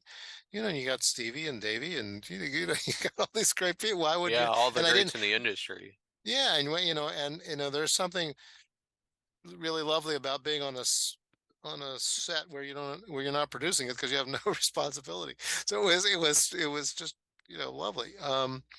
Uh, I haven't seen that show in a long time. Um, I need to see that. I Yeah, also need to and see you also got to the be a bunny creative picnic again. consultant on that too. What's that? Right. Yeah, which you also got to be a creative consultant on the Christmas store too. Oh yeah, and the bunny picnic. Yeah, I remember that. Yeah. Yeah, Bunny Oh Picnic yeah, was a Tales of the wonderful Bunny piece. Picnic. Yeah, Yeah, that's a great special that was too. Jocelyn, and that was I think that they made, like, I really loved Steve's Bean Bunny, and then I think later Mhm. they made him too sweet, and they made it kind of jokey when it got in later years with them. But Mhm. he's so lovely in the Bunny Picnic. So Yeah, so moving on from your work with the Henson Company, you also got to produce the second season of the show What's Your News? What was it like working on that? well, Jocelyn and I are really good friends, so we work together as often as we can. Sometimes it's just we're showing scripts or ideas or whatever around all the time. So she told me about What's Your News when they were in production, the first season, and she said, "So I think we need to do a co-production." I said, "Well, we can't get it together this fast." Okay, but so I ended up, um, I did um, the post-production sound producing on uh, on the on the first season um, for England, for Nickelodeon, even though we did it that part's in Toronto, and then when we formed the co-production, we did it with the CBC here, and uh, and they took the first season and the second season. And the first season, at that point, we had to redo the voices of. We did two things. We Now I'm confused. How did we do the first season? Did we? I mean, don't. I mean, No. What I'm trying to I mean, remember, don't worry no, about it because if you forgot about it. because It's we been a had while to ago. take the scripts, yeah, because we did do two seasons though, and so the first season we took what they had already shot in the animation they'd shot, and we had to reorganize that with our kids here, and it was technically incredibly complicated.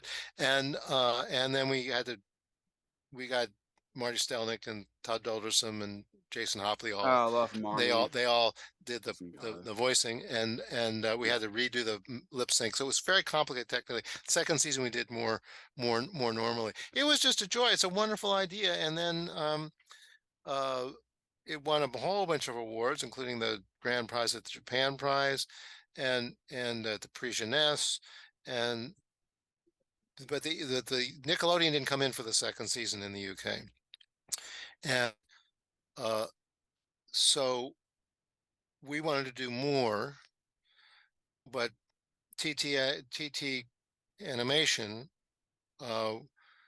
which is owned by the games company, which gave us this wonderful render engine, because it's the animation is beautiful in it, and but you have all this. Let me tell you this story, but I want to talk about creatively something on that show. But so there was a point at which, because I had interest from people in Brazil and in Argentina and as well as in Canada were interested. So I had an agreement to purchase the rights to do that, which they never signed, okay, after about a year, okay, and they just didn't want to sign it, even though they had agreed to everything. And so we just had to let it go, and which was, because I think it really would have worked around the world wonderfully well. We had figured out how to do it technically, but anyhow, it was what was great about was it's about kids news. It's about what was important to kids. It's Right. Larry's tying his shoes for the first time today. We had a kid who hated tomatoes, but he was going to try to eat a tomato. Okay, and he takes a bite out of the tomato, and the interviewer says, "So what do you think?" He says, "Still don't like tomatoes." It was really great. And we had another kid who we interviewed for one of the sections in the piece, 6-year-old kid described relativity better than most people. Explained relativity in about 45 seconds. Okay? But what was interesting about it from the animation point of view was that we had puppeteers, Marty Stelnick being one of them, who did this motion capture, right? And so you got the benefits of animation, but you had performance that was continuous. So the movements are different. I love animation too, but it's a different thing, and you're also doing a scene at a time as opposed to a shot at a time, as you are in animation. So you could do, you could shoot 4 or 5 minutes in a day, whereas in animation 4 or 5 minutes is going to be some weeks, right? So it's I love the whole process of motion capture to do that, and then we have the TT animation games engine, which rendered all of the stuff. So, but I just love the idea of wish we could have done more. So, and of course I got to work with Jocelyn. Okay, I mean, right. So it was like, we share a brain, so it's Yeah. I think Marty said the same thing, that he wished the series would be kind of go a little bit longer too. I think so. I think he said that. Yeah. For only for 2 seasons for that, it's kind of but I mean it's showbiz for you. But I mean, it's just the business part of it. Yeah. I mean, it's such a great series. 3 of us got to watch that from Sprout, so that's kind of how we first discovered that show, because it aired on Sprout a lot of times after. But we had to cut it down for Sprout. We had to cut it down. And which we didn't like doing, but we wanted to be on Sprout, so we did it. So. Yeah. Nice. And then one for a good friend of mine and your colleague Mark Achenberg got to edit the series. Oh yeah, he was doing all this. We were working like mad trying to figure out how to.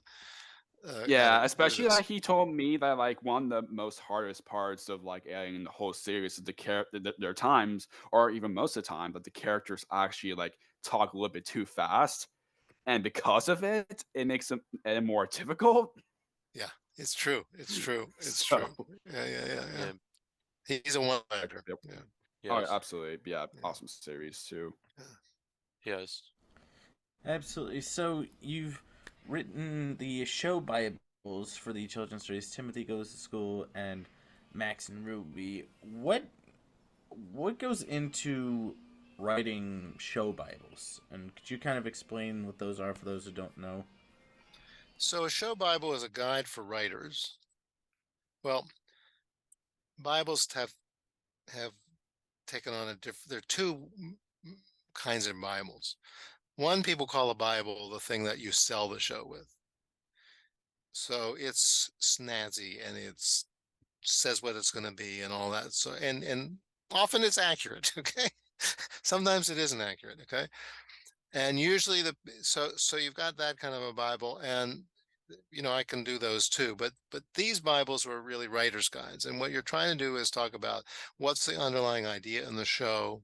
What who are the characters, what's the format look like. So you want a writer who may not know that you've got the people we create the show with, but you're going to bring in some other writers and they don't know what the rules are or whatever. So you're going to explain everything basic from how long the show is, that it's animated, or it's, or it's puppets or it's live action, that um, who the characters are, how they behave, um, uh, and sort of how it works. There's a log line which describes sort of the show in its essence, but then you get into the nitty gritty of how it's going to work. So it's a really working document, um, and it can work in lots of different ways. So it should be. I think they should always be living documents because you're learning stuff from what you write and what the performers give you, and all those sort of things. It'll also tell you um, what the resources you have for expanding sets or locations, um, uh, where the limitations are to that.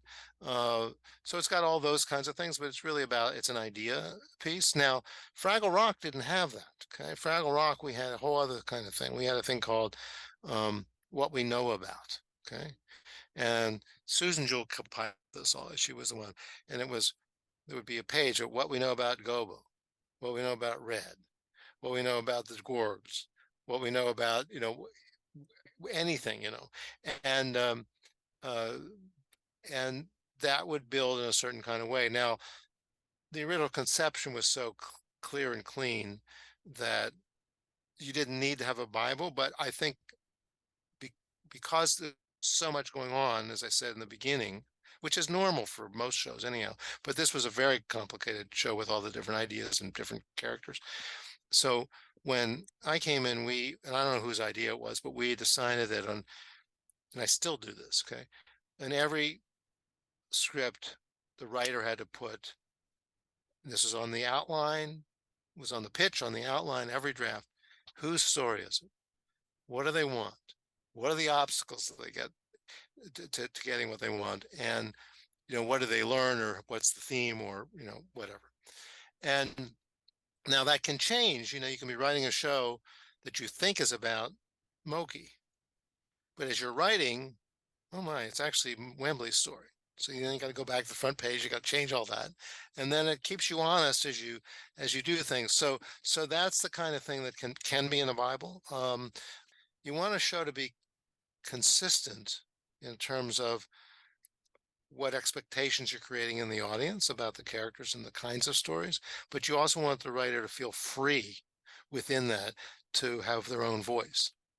One of the things I'm most proud of on Fraggle is every writer wrote every line of every script. Now, Jocelyn, Jerry, and I might have sat with a writer and go over every single line, but they wrote it and they were on the set and they had a kind of ownership to it that in modern days, it doesn't always happen, mainly because of kind of business reasons, but the like writers' rooms, which I'm not a big fan of, they can work. Obviously they can work, but I think it robs a writer feeling like this is my show, and I don't know, not all writers feel that way, obviously. So, Right. It's interesting to you know, read Bibles too, if you get a chance to read Bibles and see how they compare to what the yeah, shows are. So Oh yeah. yeah. Yeah. yeah. Some previous guests that we chatted with, you know, for a while, and they kind of tell us, I remember one time though, Fred Holmes, which of course, some of you might watching this don't know, but to those who know him, that kind of recognize him, who watches up so or listen to, he's who directed, you know episodes for PBS series Barney and Friends, which of course we uh, uh, kind of grew up grew up with, such a great series. Kind of like told us, and actually Stephen White too, that like, well, what the show Bibles like kind of like made, like what the show is and how the duration of episode, what episode's about, and all that. So now way the people who's actually part of the show will know more about, let's just make a goal to have that what is Yes. said, which is and of course we grew up. I mean, I feel like we did. I mean, I know three of us kind of watch a little bit of Timothy Goes to School, but of course we did watch a lot of of Max and Ruby. It's such a great series, Yeah, and I Max even and have Ruby. some I hadn't even answered copies your of it. question actually. Max That and Ruby. Yeah, Max and that's all Ruby. right. So both Max and Ruby and Timothy Goes to School were books by Rosemary Wells. So Yep. Right. and I had my job was to take those books and try to figure out how to make a show out of them. And um, the funny thing is, I thought Timothy Goes to School was going to be the successful one, and not Max and Ruby, because Max and Ruby is so hard to write because you got a character who doesn't speak, and Right. Timothy Goes to School, I remember, was my kind of log line was the soap opera of kindergarten, about because it was about kids' emotions, and That's true. and I really loved that what that show could have been, and a little bit that it did exist. And then Hmm. now at that time it was an interesting period in my life because it was about a year and a half period where I was writing those two shows. I was producing a puppet show called Longhouse Tales, which was about we took native characters like Coyote and Raven and Turtle and those characters.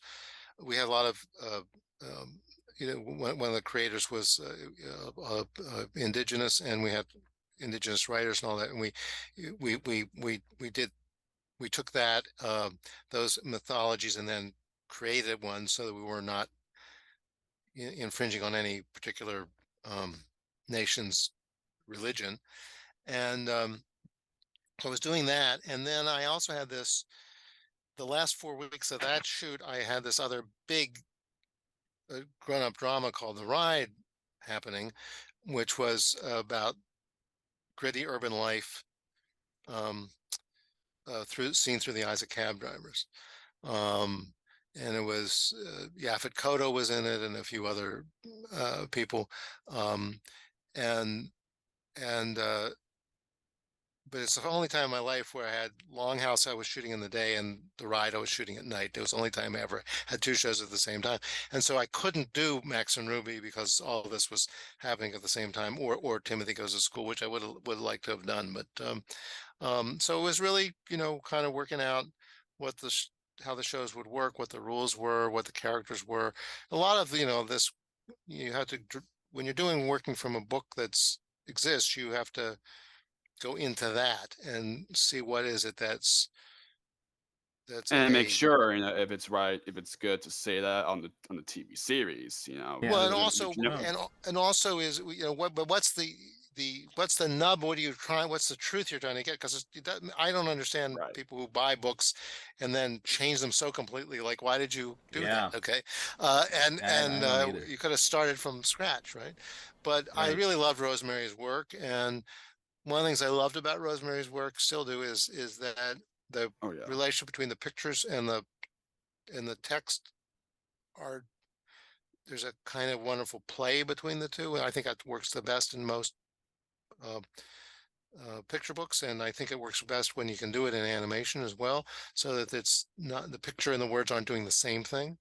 I think it engages the kid more reading it. So so I like that about her, and I like that she was always dealing with the emotionality of kids, and what was true to them. So my friend Kate Barris ended up writing all the most of the Max and Ruby story, editing most of the Max and Rubies. She and I did Hiope together, Cat in the Hat together, and we're working on a new thing with PBS right now. And so Nice. but she's cursed me because she had to do this show that one of the characters couldn't talk. So That's good. But yeah, both of them is such a wonderful series. Now, what was it like getting to work on Big and Small? well, that was a lot of fun because I just directed one of the episodes. I was asked to do it, and I directed some before, but I had I it wasn't my main focus, and I like directing because it's you got to make it happen right there, right in the minute. Okay, you're prepared, but you have to do it. And it was Jason Hopley and Jamie Shannon, who were a lot of fun, plus Todd and Marty, and was Marty in it? Wait a minute. Yeah, Marty was in it, and Right. it was just easy to. It was just fun to do because I didn't have to worry about producing anything, and I just had to. Well, one of the things that I liked here's just a little funny thing. So big and small are big and small, right? So there was a shot that I wanted to do that had trying to remember how it worked, but they had to be in a certain relationship to one another, and and I didn't want to cut away. And you know who Wayne Moss is? Wayne directed. He was the floor manager on Fraggle Name Rock, sounds familiar. and he's Yeah, name directed sounds many, familiar. many, Yeah. many things. And Mm-hmm. he Okay. he knew more technically. Like he helped when we did Fraggle. Jim leaned on him a lot because he knew a whole bunch of stuff technically, and I've done many shows with Wayne. So Wayne was the main director on, along with Jamie and Jason on Big and Small, and so we were talking about it before I was shooting and what I was going to do and all that. So after we shot and it was edited, he looked at it. He said, "There's a shot there. I don't know how you did that." I said, "You don't know how I did that? That's great." Okay. And I said, "I stole something from you." I said, so Wayne came out of, like I did, out of old, analog 2-inch tape. Okay. And before digital is great because you can do all sorts of things, but it also means that people don't decide anything till later. And so what I basically did was shoot the two pieces in with a there was a dividing line of a prop of a tree or something, and I was able to use that as a wipe. Old fat, you know what I mean by a wipe? Like Mhm. you could just wipe the you could shift the shot. You could put two shots together, and it wouldn't look like they were separate shots. Right. Okay, Yeah. I Or mean like a it's little easy. transition or something Yeah, like yeah. I that. mean, you Yeah. do it in Photoshop all the time. Nobody, Yeah. but but this was, so anyway, so I just used this old thing we did, 20 years ago. And it worked really well, but it was fun. I mean, I liked the show and like people I worked with. And again, it's, when you're producing, you're spending years developing and then trying to get the deal together. And then you finally get to shoot it, and then you're in production, and then you have to finish it. When you're directing, it's like, here's the script. You start on Tuesday, you shoot for 2 days, you edit, you're done. Okay. And so there was something, in terms of attainable goals, it was really kind of nice. Nice. Absolutely. So moving on to the wine stuff, they got to you've done. So of course, you wrote a number of episodes for the series Groundling Marsh. What was that like? Well, Groundling Marsh, do you know the show at all? Well, Yeah. okay. Yeah. Yeah, So I mean, I mean, we kind of sorry to cut you off, but we kind of first got into the show was because of the promos from like Lyric Studios that has a promos and all that. But of course, I've seen episodes of it, when I have free time and all. But yeah, but it's such a wonderful show, and Gore Robertson got to Gordy's in done it, that, and and yeah, Wendy Welch. Wendy is in Wendy it. I think Welsh, is Mike in it. I Trish can't remember Leahy. Mike's. And Phil and Dennis did songs for it. Right. That's right. Yeah. So Anyway, what's that like? well, I was approached. I think it was early '90s when that happened. Lisa Olfman and Joy Rosen started this company called Portfolio Entertainment, and because they wanted to do this show, which was going to be their first show, Joy was more in the distribution side, so they had some distribution basis for foundation for the company. This was going to be their first show, so they asked me to produce it, and I didn't want to produce it because I felt I had just sort of wanted a little bit of a break, and but I really liked them and I wanted to help them, so I wrote a few scripts and story edited a few scripts to get them going. I recommended Phil and Dennis to them, and I've recommended a bunch of the performers to them and stuff like that. Yeah, And for instance, you got to be part of that too. who's that? Fred Stinson. Oh yeah, Fred. Yeah. Fred. I worked with Fred on Longhouse Tales as well as Frank Meshkulite and Wendy and Janny Lazone. Anyhow, but and I enjoyed writing for it. I mean, I'm trying to remember it. Well, the thing I remember is writing a script about one of the scripts I read about, if I remember this correctly, that one of the characters said they had an imaginary friend, and it turned out that they had a real friend, but you needed two characters together so that you could see the outline of the other one. I can't remember exactly what I did, but it was it was a sweet show, and then but there's a nice payoff to that. So Lisa and Joy and I knew one another because of that, and we stayed in touch, and we kept saying we really need to find something to do together. Blah, blah, blah. So 20 years later, they call me because they have The Cat in the Hat knows a lot about that for PBS. They've done 2 seasons of it, and they want PBS wants to turn it into a ready to learn show, which is one of these shows that's funded by the U.S. Department of Education. And so they asked me to do it, to revamp it creatively, which if we have time, we can talk about that. And then after that, I consulting produced on another show of theirs for PBS called Hero Elementary. And now we are working on developing a new show on something I can't talk about for PBS Kids. But Portfolio has, they got bought by 9 Story back in December, January, and then 9 Story got bought by Scholastic in March. So everything's fine with the show, and we have all these wonderful people we get to work with now. But it was kind of nice to be full circle, to be with them at the very beginning of the company, and then when it changed hands. So they're Joy unfortunately passed away last year, which was one of the reasons that Lisa sold the company. But just wonderful people. Wonderful people. Nice. Absolutely. Yeah, Groundling, Marsh one for sure. Are you talking about the Imaginary Friend episode? Yeah, I think Is that what so. you're talking Yeah. about? Okay. Yeah. Gotcha. I mean, I just don't remember it too well, but yeah. There you go. You also wrote episodes for the Noddy Shop as well. What was it like working on that? Well, it was Noddy and Friends. It wasn't the Noddy Shop. It was Noddy and Friends. Again, it was sort of at that point. It was Rick Sigelco was the producer. They asked me to write a bunch of them. It was I enjoyed doing it. That was more of this is not negative what I'm going to say. It was more of an American way of doing things, in the sense of you'd write the script and then Rick would do the final polish of it all. Really loved Rick, did a great job. I came onto the set once or twice. Never when Mr. Conductor was there, so I never got to meet either George Carlin or Ringo Starr. But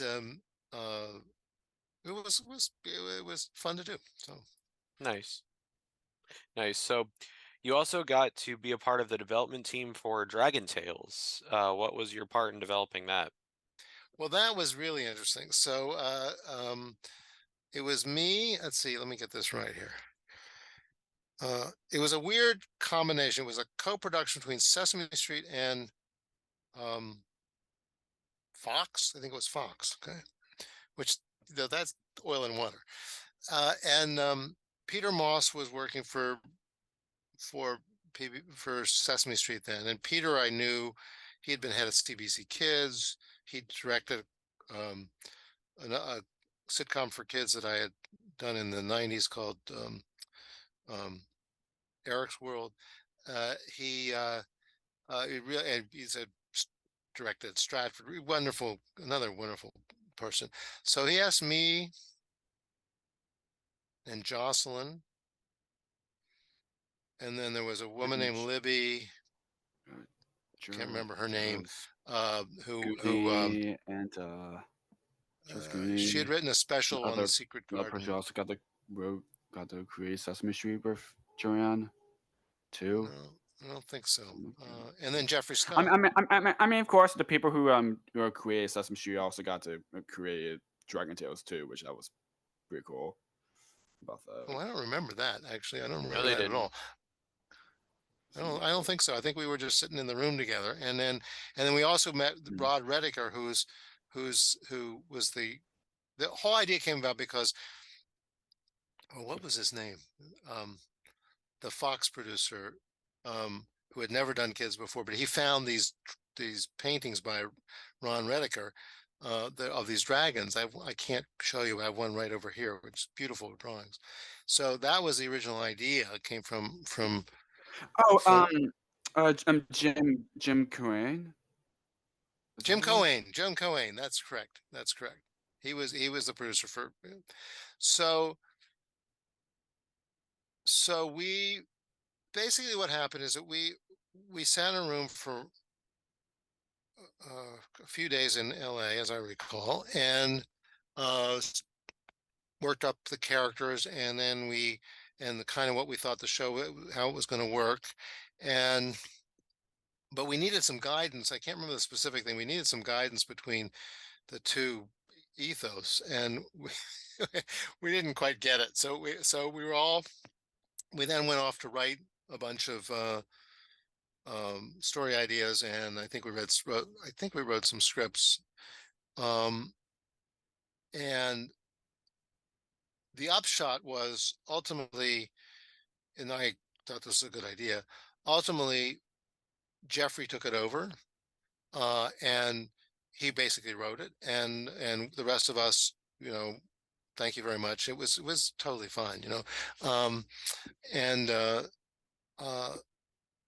it's and I haven't seen that show in gotta be 30 years, maybe. I mean, 25 years. Oh wow. But I like the whole idea of the show, and I thought there was something really nice there. But Oh yeah, yeah.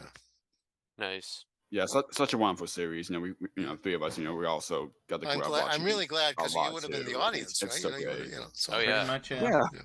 Oh, it's such a great Yeah. series, and the characters, and the kids, got to be in the Dragonland and all that. It's just such I mean, that was sweet show. really the wonderful idea, and that you could just Yeah. go there in your own house. And it was a little bit like Fraggle Rock, where we always said that Fraggle Rock isn't of this world, but you can get there from here, and right. So, and we wanted every kid to be looking for a Fraggle hole in their house, So Yes. I know I did. I did too. So. Yes. Yeah. So, you've also developed a number of projects through your production company, Mirkin Creative Incorporated. Could you kind of talk about some of those projects? Well, my company sort of it's there. A couple of reasons. One is it's the company that hires me that gets hired by other people for my services, and then there are other things that I do as co-production. So one of them was this series called the Ride. This grown-up movie that we did about taxi drivers, which was successful, and then we developed it as a series. And it's just again around the business kept changing on us all the time, and I did that with a company called CCI Productions, my friend Arnie Sapersky, and we're working on something else together right now, and um, it's a very long story, so I'll try not to. I'll give you one little bit of it. Okay. Prior to the movie, okay. Writer and a friend of mine named Paul Druskin, who's unfortunately left the business. He and I um, we had an idea that which we liked, that we pitched to a network here called Global. This is in the mid-90s, and it was about a kid. It had a kind of gimmick where the kid, where it was about a teenager and whose his mother is a scientist, and there's a thing at the beginning where these agents from some government agency burst into the house. She's not there. Uh, they want her for some reason. He takes off, and basically it's The Fugitive as a kid. Okay, it's all he's trying. It's called Long Way Home. It's about him trying to get to his mother, and this is how long ago they communicated through want ads in the newspaper. That's how long ago this idea was started. And anyhow, but it was really just an excuse to have him, be on the street one week, and in a girl's boarding school another week, and on a farm the next week, that kind of idea.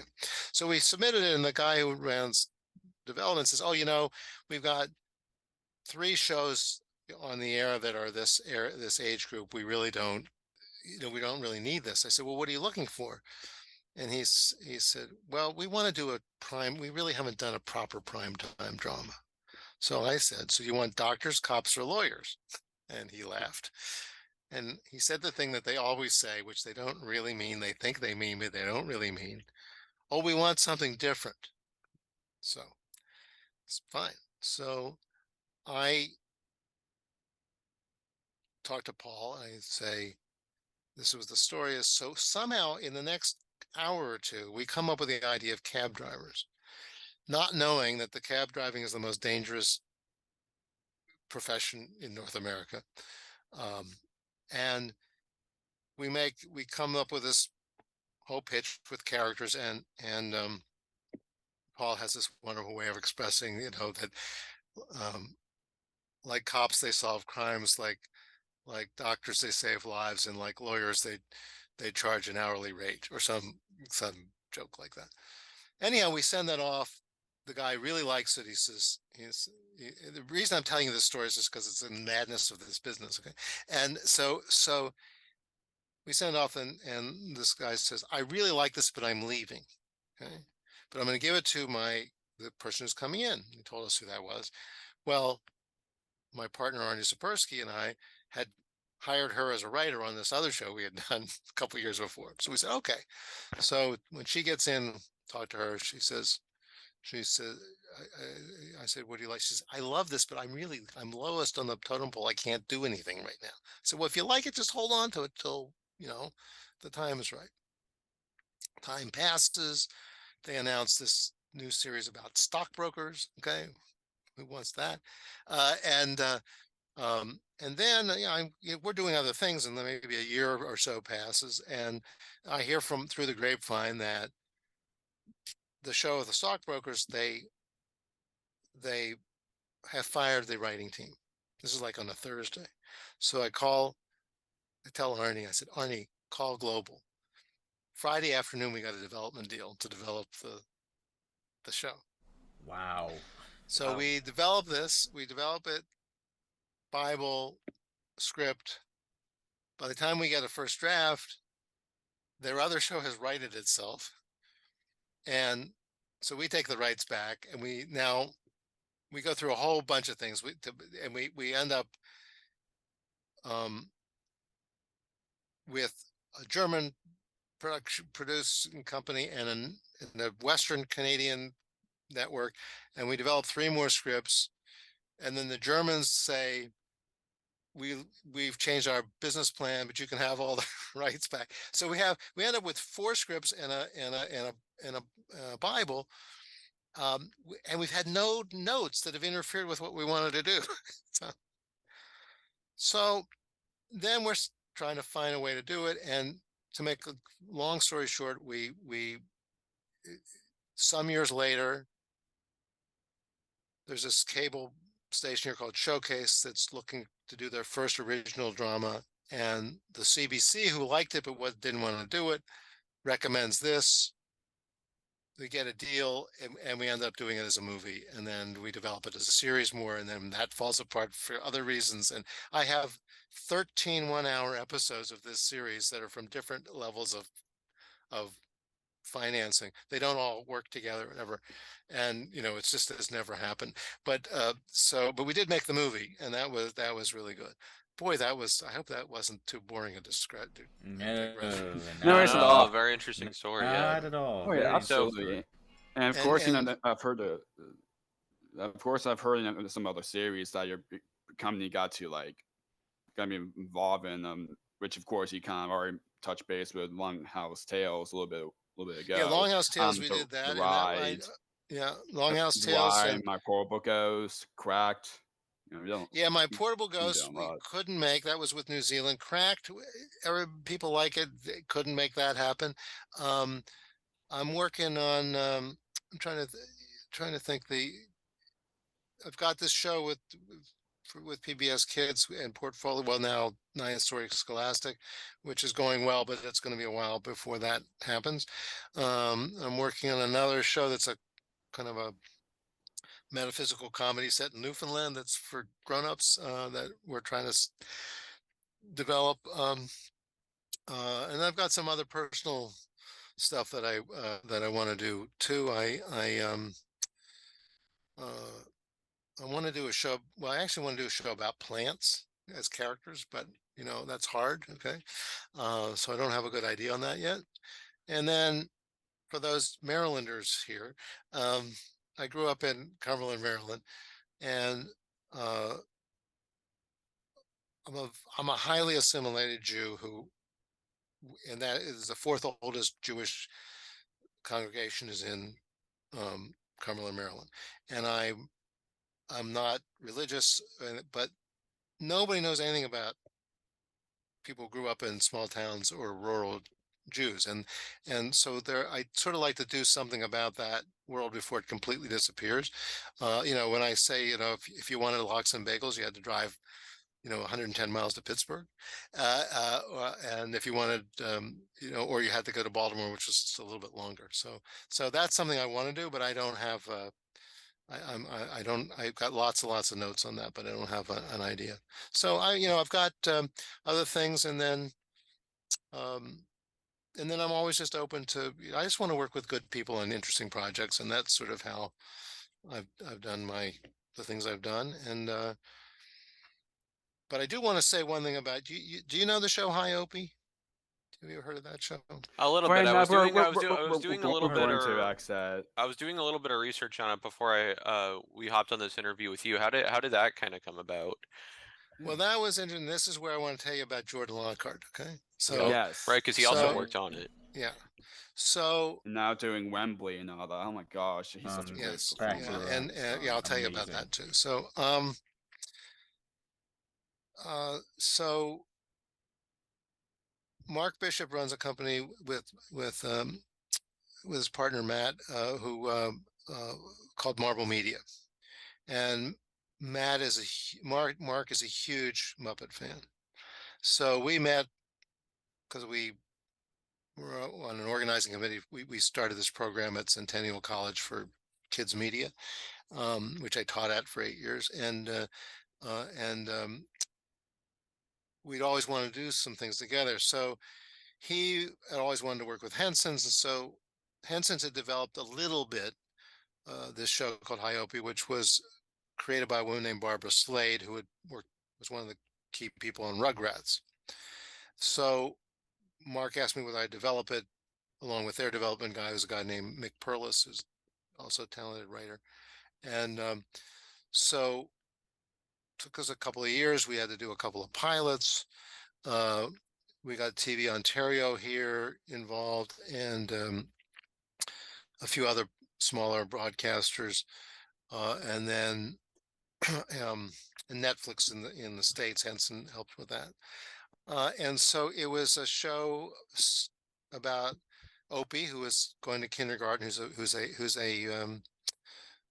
a puppet, and the rest are real kids. And so it had some similarities to What's Your News. You know, and working with real kids is a joy, but you have to have. It was written, but you had to. What you're really doing in the scene, you didn't really care if the lines were exactly right. You wanted the kids to speak truthfully in some kind of way and give you things that you wouldn't have imagined, but you just had to make sure the scene dramatically did or comedically did what you needed it to do. And then so Opie had to hold everything together. Okay. So we did the two demos with Jason Hopley playing Opie. And by the time we got the go ahead to do the show, Jason got busy on his own other projects and he couldn't do it. So I had to do this casting. Prior to that, I get this email from a guy named Jordan Lockhart in Ottawa. I mean, this is some months and ahead of time, 6, 8, 9 months. I'm a puppeteer. I'd like to show you my stuff. Great. I would love to see it. You know, I'm busy with X, Y, or Z. What I can't remember what I was doing, and but yeah, I want to do it. So of course, time passed, and I didn't get to it. And Jerry Nelson passes away, so I go to New York for the service, and there's a public service and a private service. And after the public service, people are coming down to, you know, talk to the puppeteers, and you know, and this guy knocks on my shoulder and he says, "Hi, I'm Jordan Lockhart." I went, I said, "Did you know Jerry?" He said, "Well, I communicated with him a bit," but I said, "Well, it means a lot that you would do that." He says, "Well, his work meant so much to me, you know, and inspired me so much. I had to be here." So that my went like this. Okay, that okay. So go home, talk. I look at his stuff, interesting stuff. Early days, the humor is very Sesame Street. I mean, Muppet Show type of humor. Um, Little rough in a few places, but you know, he's got this energy and this humor, and you know, and there's something I really like about it. So I say thanks. I don't have anything at the moment, but let's think about things. So we go and we start casting. Okay, this is now months later, and I think we're going to shoot in March, and this is like in the November, December, something like that. And we're, you know, Frank Meshkulite reads, and Gordy Robertson, and Mike Peterson, and Marty, and Jamie, and Allie Eisner, and well, I'm blanking out another really good young female puppeteer, but that Mike trained. Anyhow, bunch of, and plus a lot of people I don't know at all. And Is it Ingrid Hansen? there Ingrid wasn't Hansen? Ingrid is spectacular. Okay, have you Yes. seen her yes. hand show? She's got a show she does with hand. I mean, with her hand Oh, is wow. the. I've only seen clips Wow, I of it. didn't I know haven't that. been able to see it I live. think I've seen If you get a clips of chance it, to yeah. interview her, you should interview her. Oh, She's yeah. really smart. Okay, I mean Frank Meshkulite has a whole other wonderful hand. I hired Frank because of thing he did. He came to my office on Fraggle Rock and did this thing with two ping pong balls. That was fantastic. I said, "You're hired." And but anyhow, so we're looking, and this still isn't quite right, and we're now into January, and I say, you know, there's this kid in Ottawa. I like this kid in Ottawa. I said, but and let me ask him. So I call him because we have no money. This show, we have no money. So all of us are working for way lower fees because we don't do live action kids drama comedies. It's all animation or it's all puppetry. And I think, you know, unlike a lot of other places in the world, and I really wanted to do this. So I pulled in every favor I could, and we all took, lower fees so we could do this. So but we don't have money to bring him, like, we can't bring him to Toronto. We have, it's that kind of budget. Okay. And so I said, could you take your puppet and go be with some kids? I just want to see how you interact with kids. He said, oh yeah, I can go. I go to my church. I got kids there. And so he does this thing, and he does a whole bunch of stuff with these kids, and it's fine. It's kind of interesting. It's not great yet, but it's interesting. And of course, again, the humor is a little older than preschool. Um, and then we go a little longer, and I think I get close to, I think I'm just about to hire Marty, and Marty gets another job. Okay. And he can't do it. Okay. And so what are you going to do? So I said, well, there's this kid in Ottawa. I said, can we just bring him down? I mean, I got to see him. So we were able to find money to bring him on the train.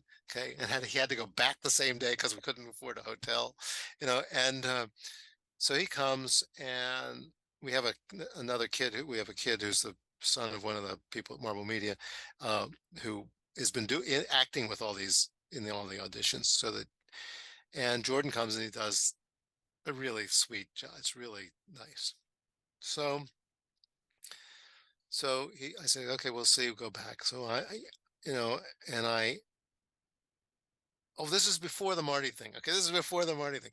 So I say, let me see. So I'm thinking, I end up, I call him back, and I call him at some point. I said, I love what you're doing. I just don't want to put you in this situation where you got to carry the whole show.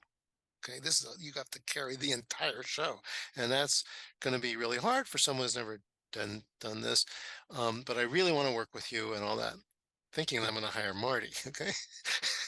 And then Marty gets this job, and then I called Jordan back, and 2 days later, I said, oh,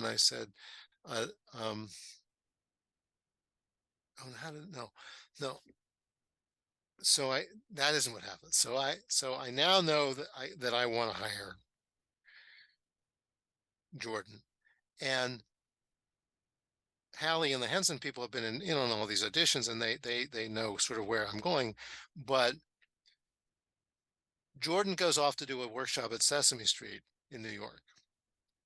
And I'm trying to let Hallie know that this is the decision, because I can't do it without her saying it's okay, right? And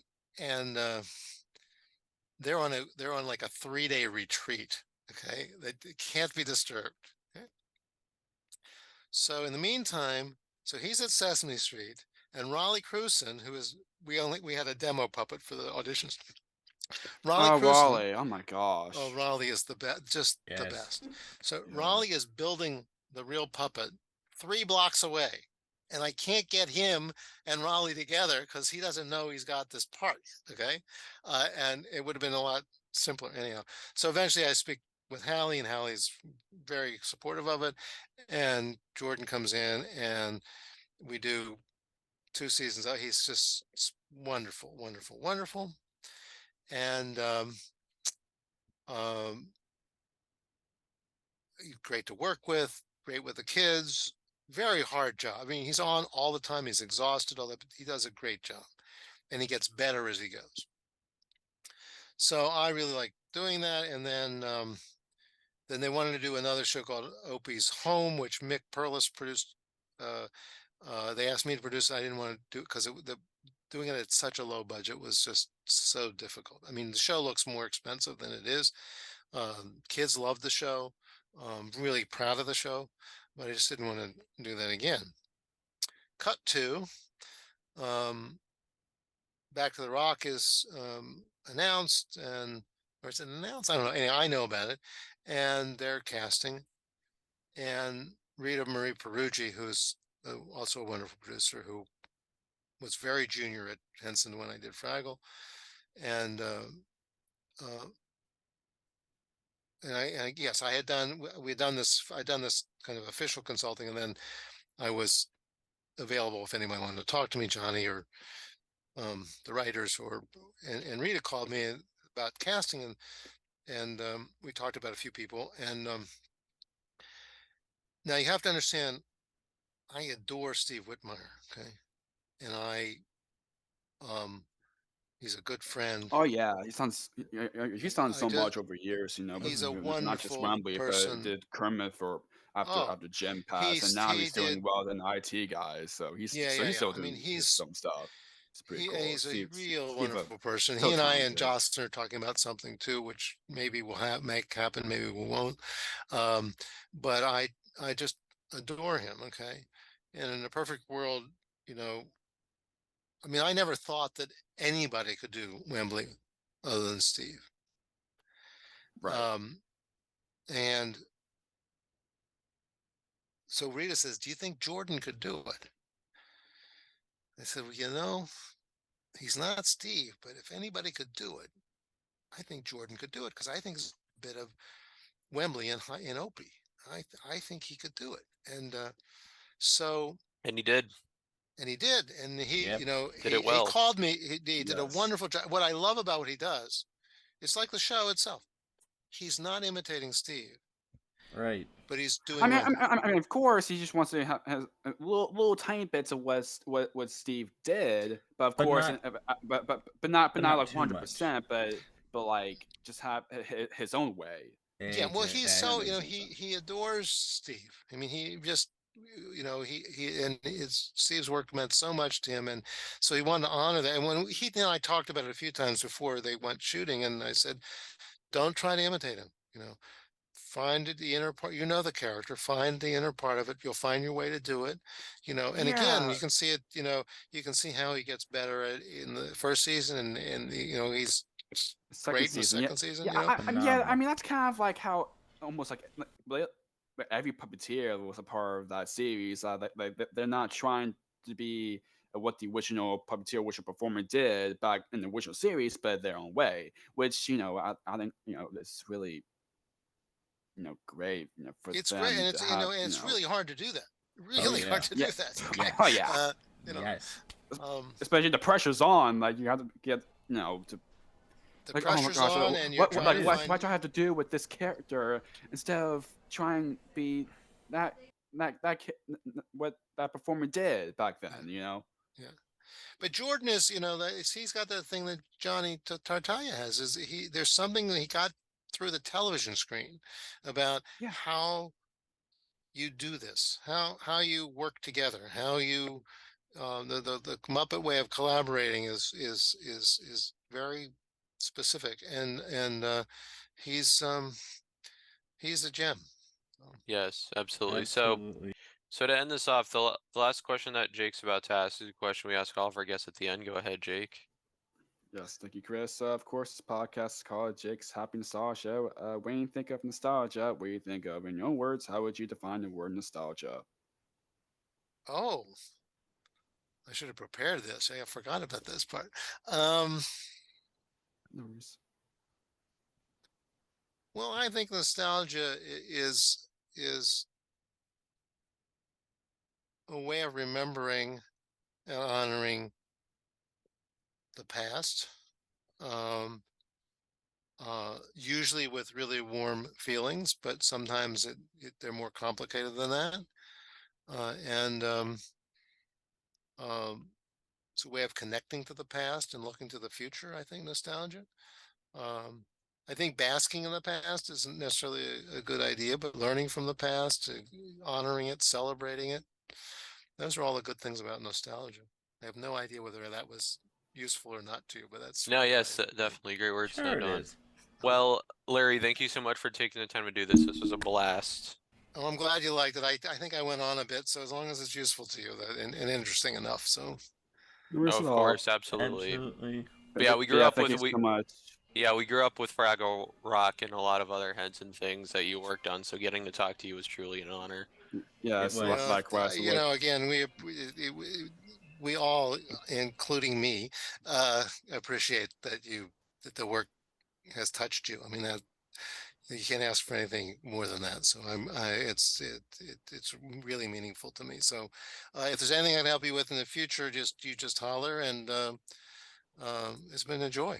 Absolutely. Of course, Thank you. absolutely, and thank you so much. Again, Larry, for taking time to us. Blast. It's been a bit for trying to get this all worked out, and finally it did, which we were able to do that. Thank you so much for what you've done over the years. For what your work has done, being part of our lives, which of course it means a lot as well. And of course, a lot of Fraggle fans, and whoever got to kind of recognize you from what your involvement over the years. So so for you being on here means a lot. Keep up great work what you're doing now, and cannot wait to next story, especially the PBS series that Yeah, I'll let you know when I can tell you. But it's going to be a while because we're just in development, about to do a pilot. So it's going to, if everything goes well, it's probably a year and a half away. So, but we'll see. Right, Yeah. but either way, looking forward to that back then, or we can have you back on to talk about that, or Yeah, I'm happy to do anything. I can talk.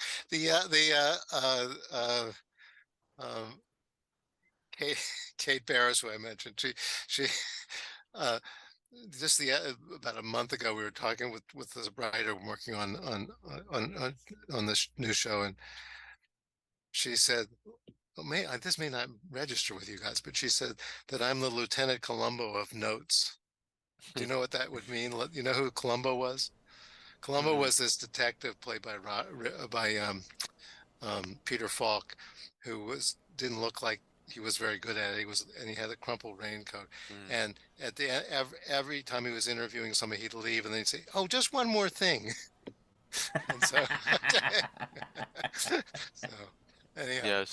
Yes. So keep in touch. I will. You too. Let me know when this both goes ways, up. please. It's Yes. great to meet you guys, and good a luck with Absolutely everything. great Let's to be meet you as hugely well. successful for you. So, Thank you. Thank you so much. You as Thank you well. so much. Means a lot, All right. Larry. Take care, Larry. Bye-bye. Enjoy the rest of your evening. Bye. You too. Yes. Bye. Thanks again, Larry. Take care. Bye. And it's goodbye from us as well. We absolutely enjoyed our time with Larry Mirkin. Links to his awesome website will be in the description down below for people to connect with him or check out his work. And social media and everything else. Absolutely. Keep on the lookout for more wonderful interviews coming your way. It's goodbye from us as well. As always, what do we say, Jake? Keep nostalgia alive. Take care, everyone. See you next time. Take care. Bye. Bye. Bye, everyone. Thank you for tuning in to another wonderful Jake's Happy Nostalgia Show episode. Be sure to follow Jake and the Happy Nostalgia team on social media, check out our website, and stream the show wherever you find your favorite podcasts. And as always, remember to keep nostalgia alive. Bye-bye.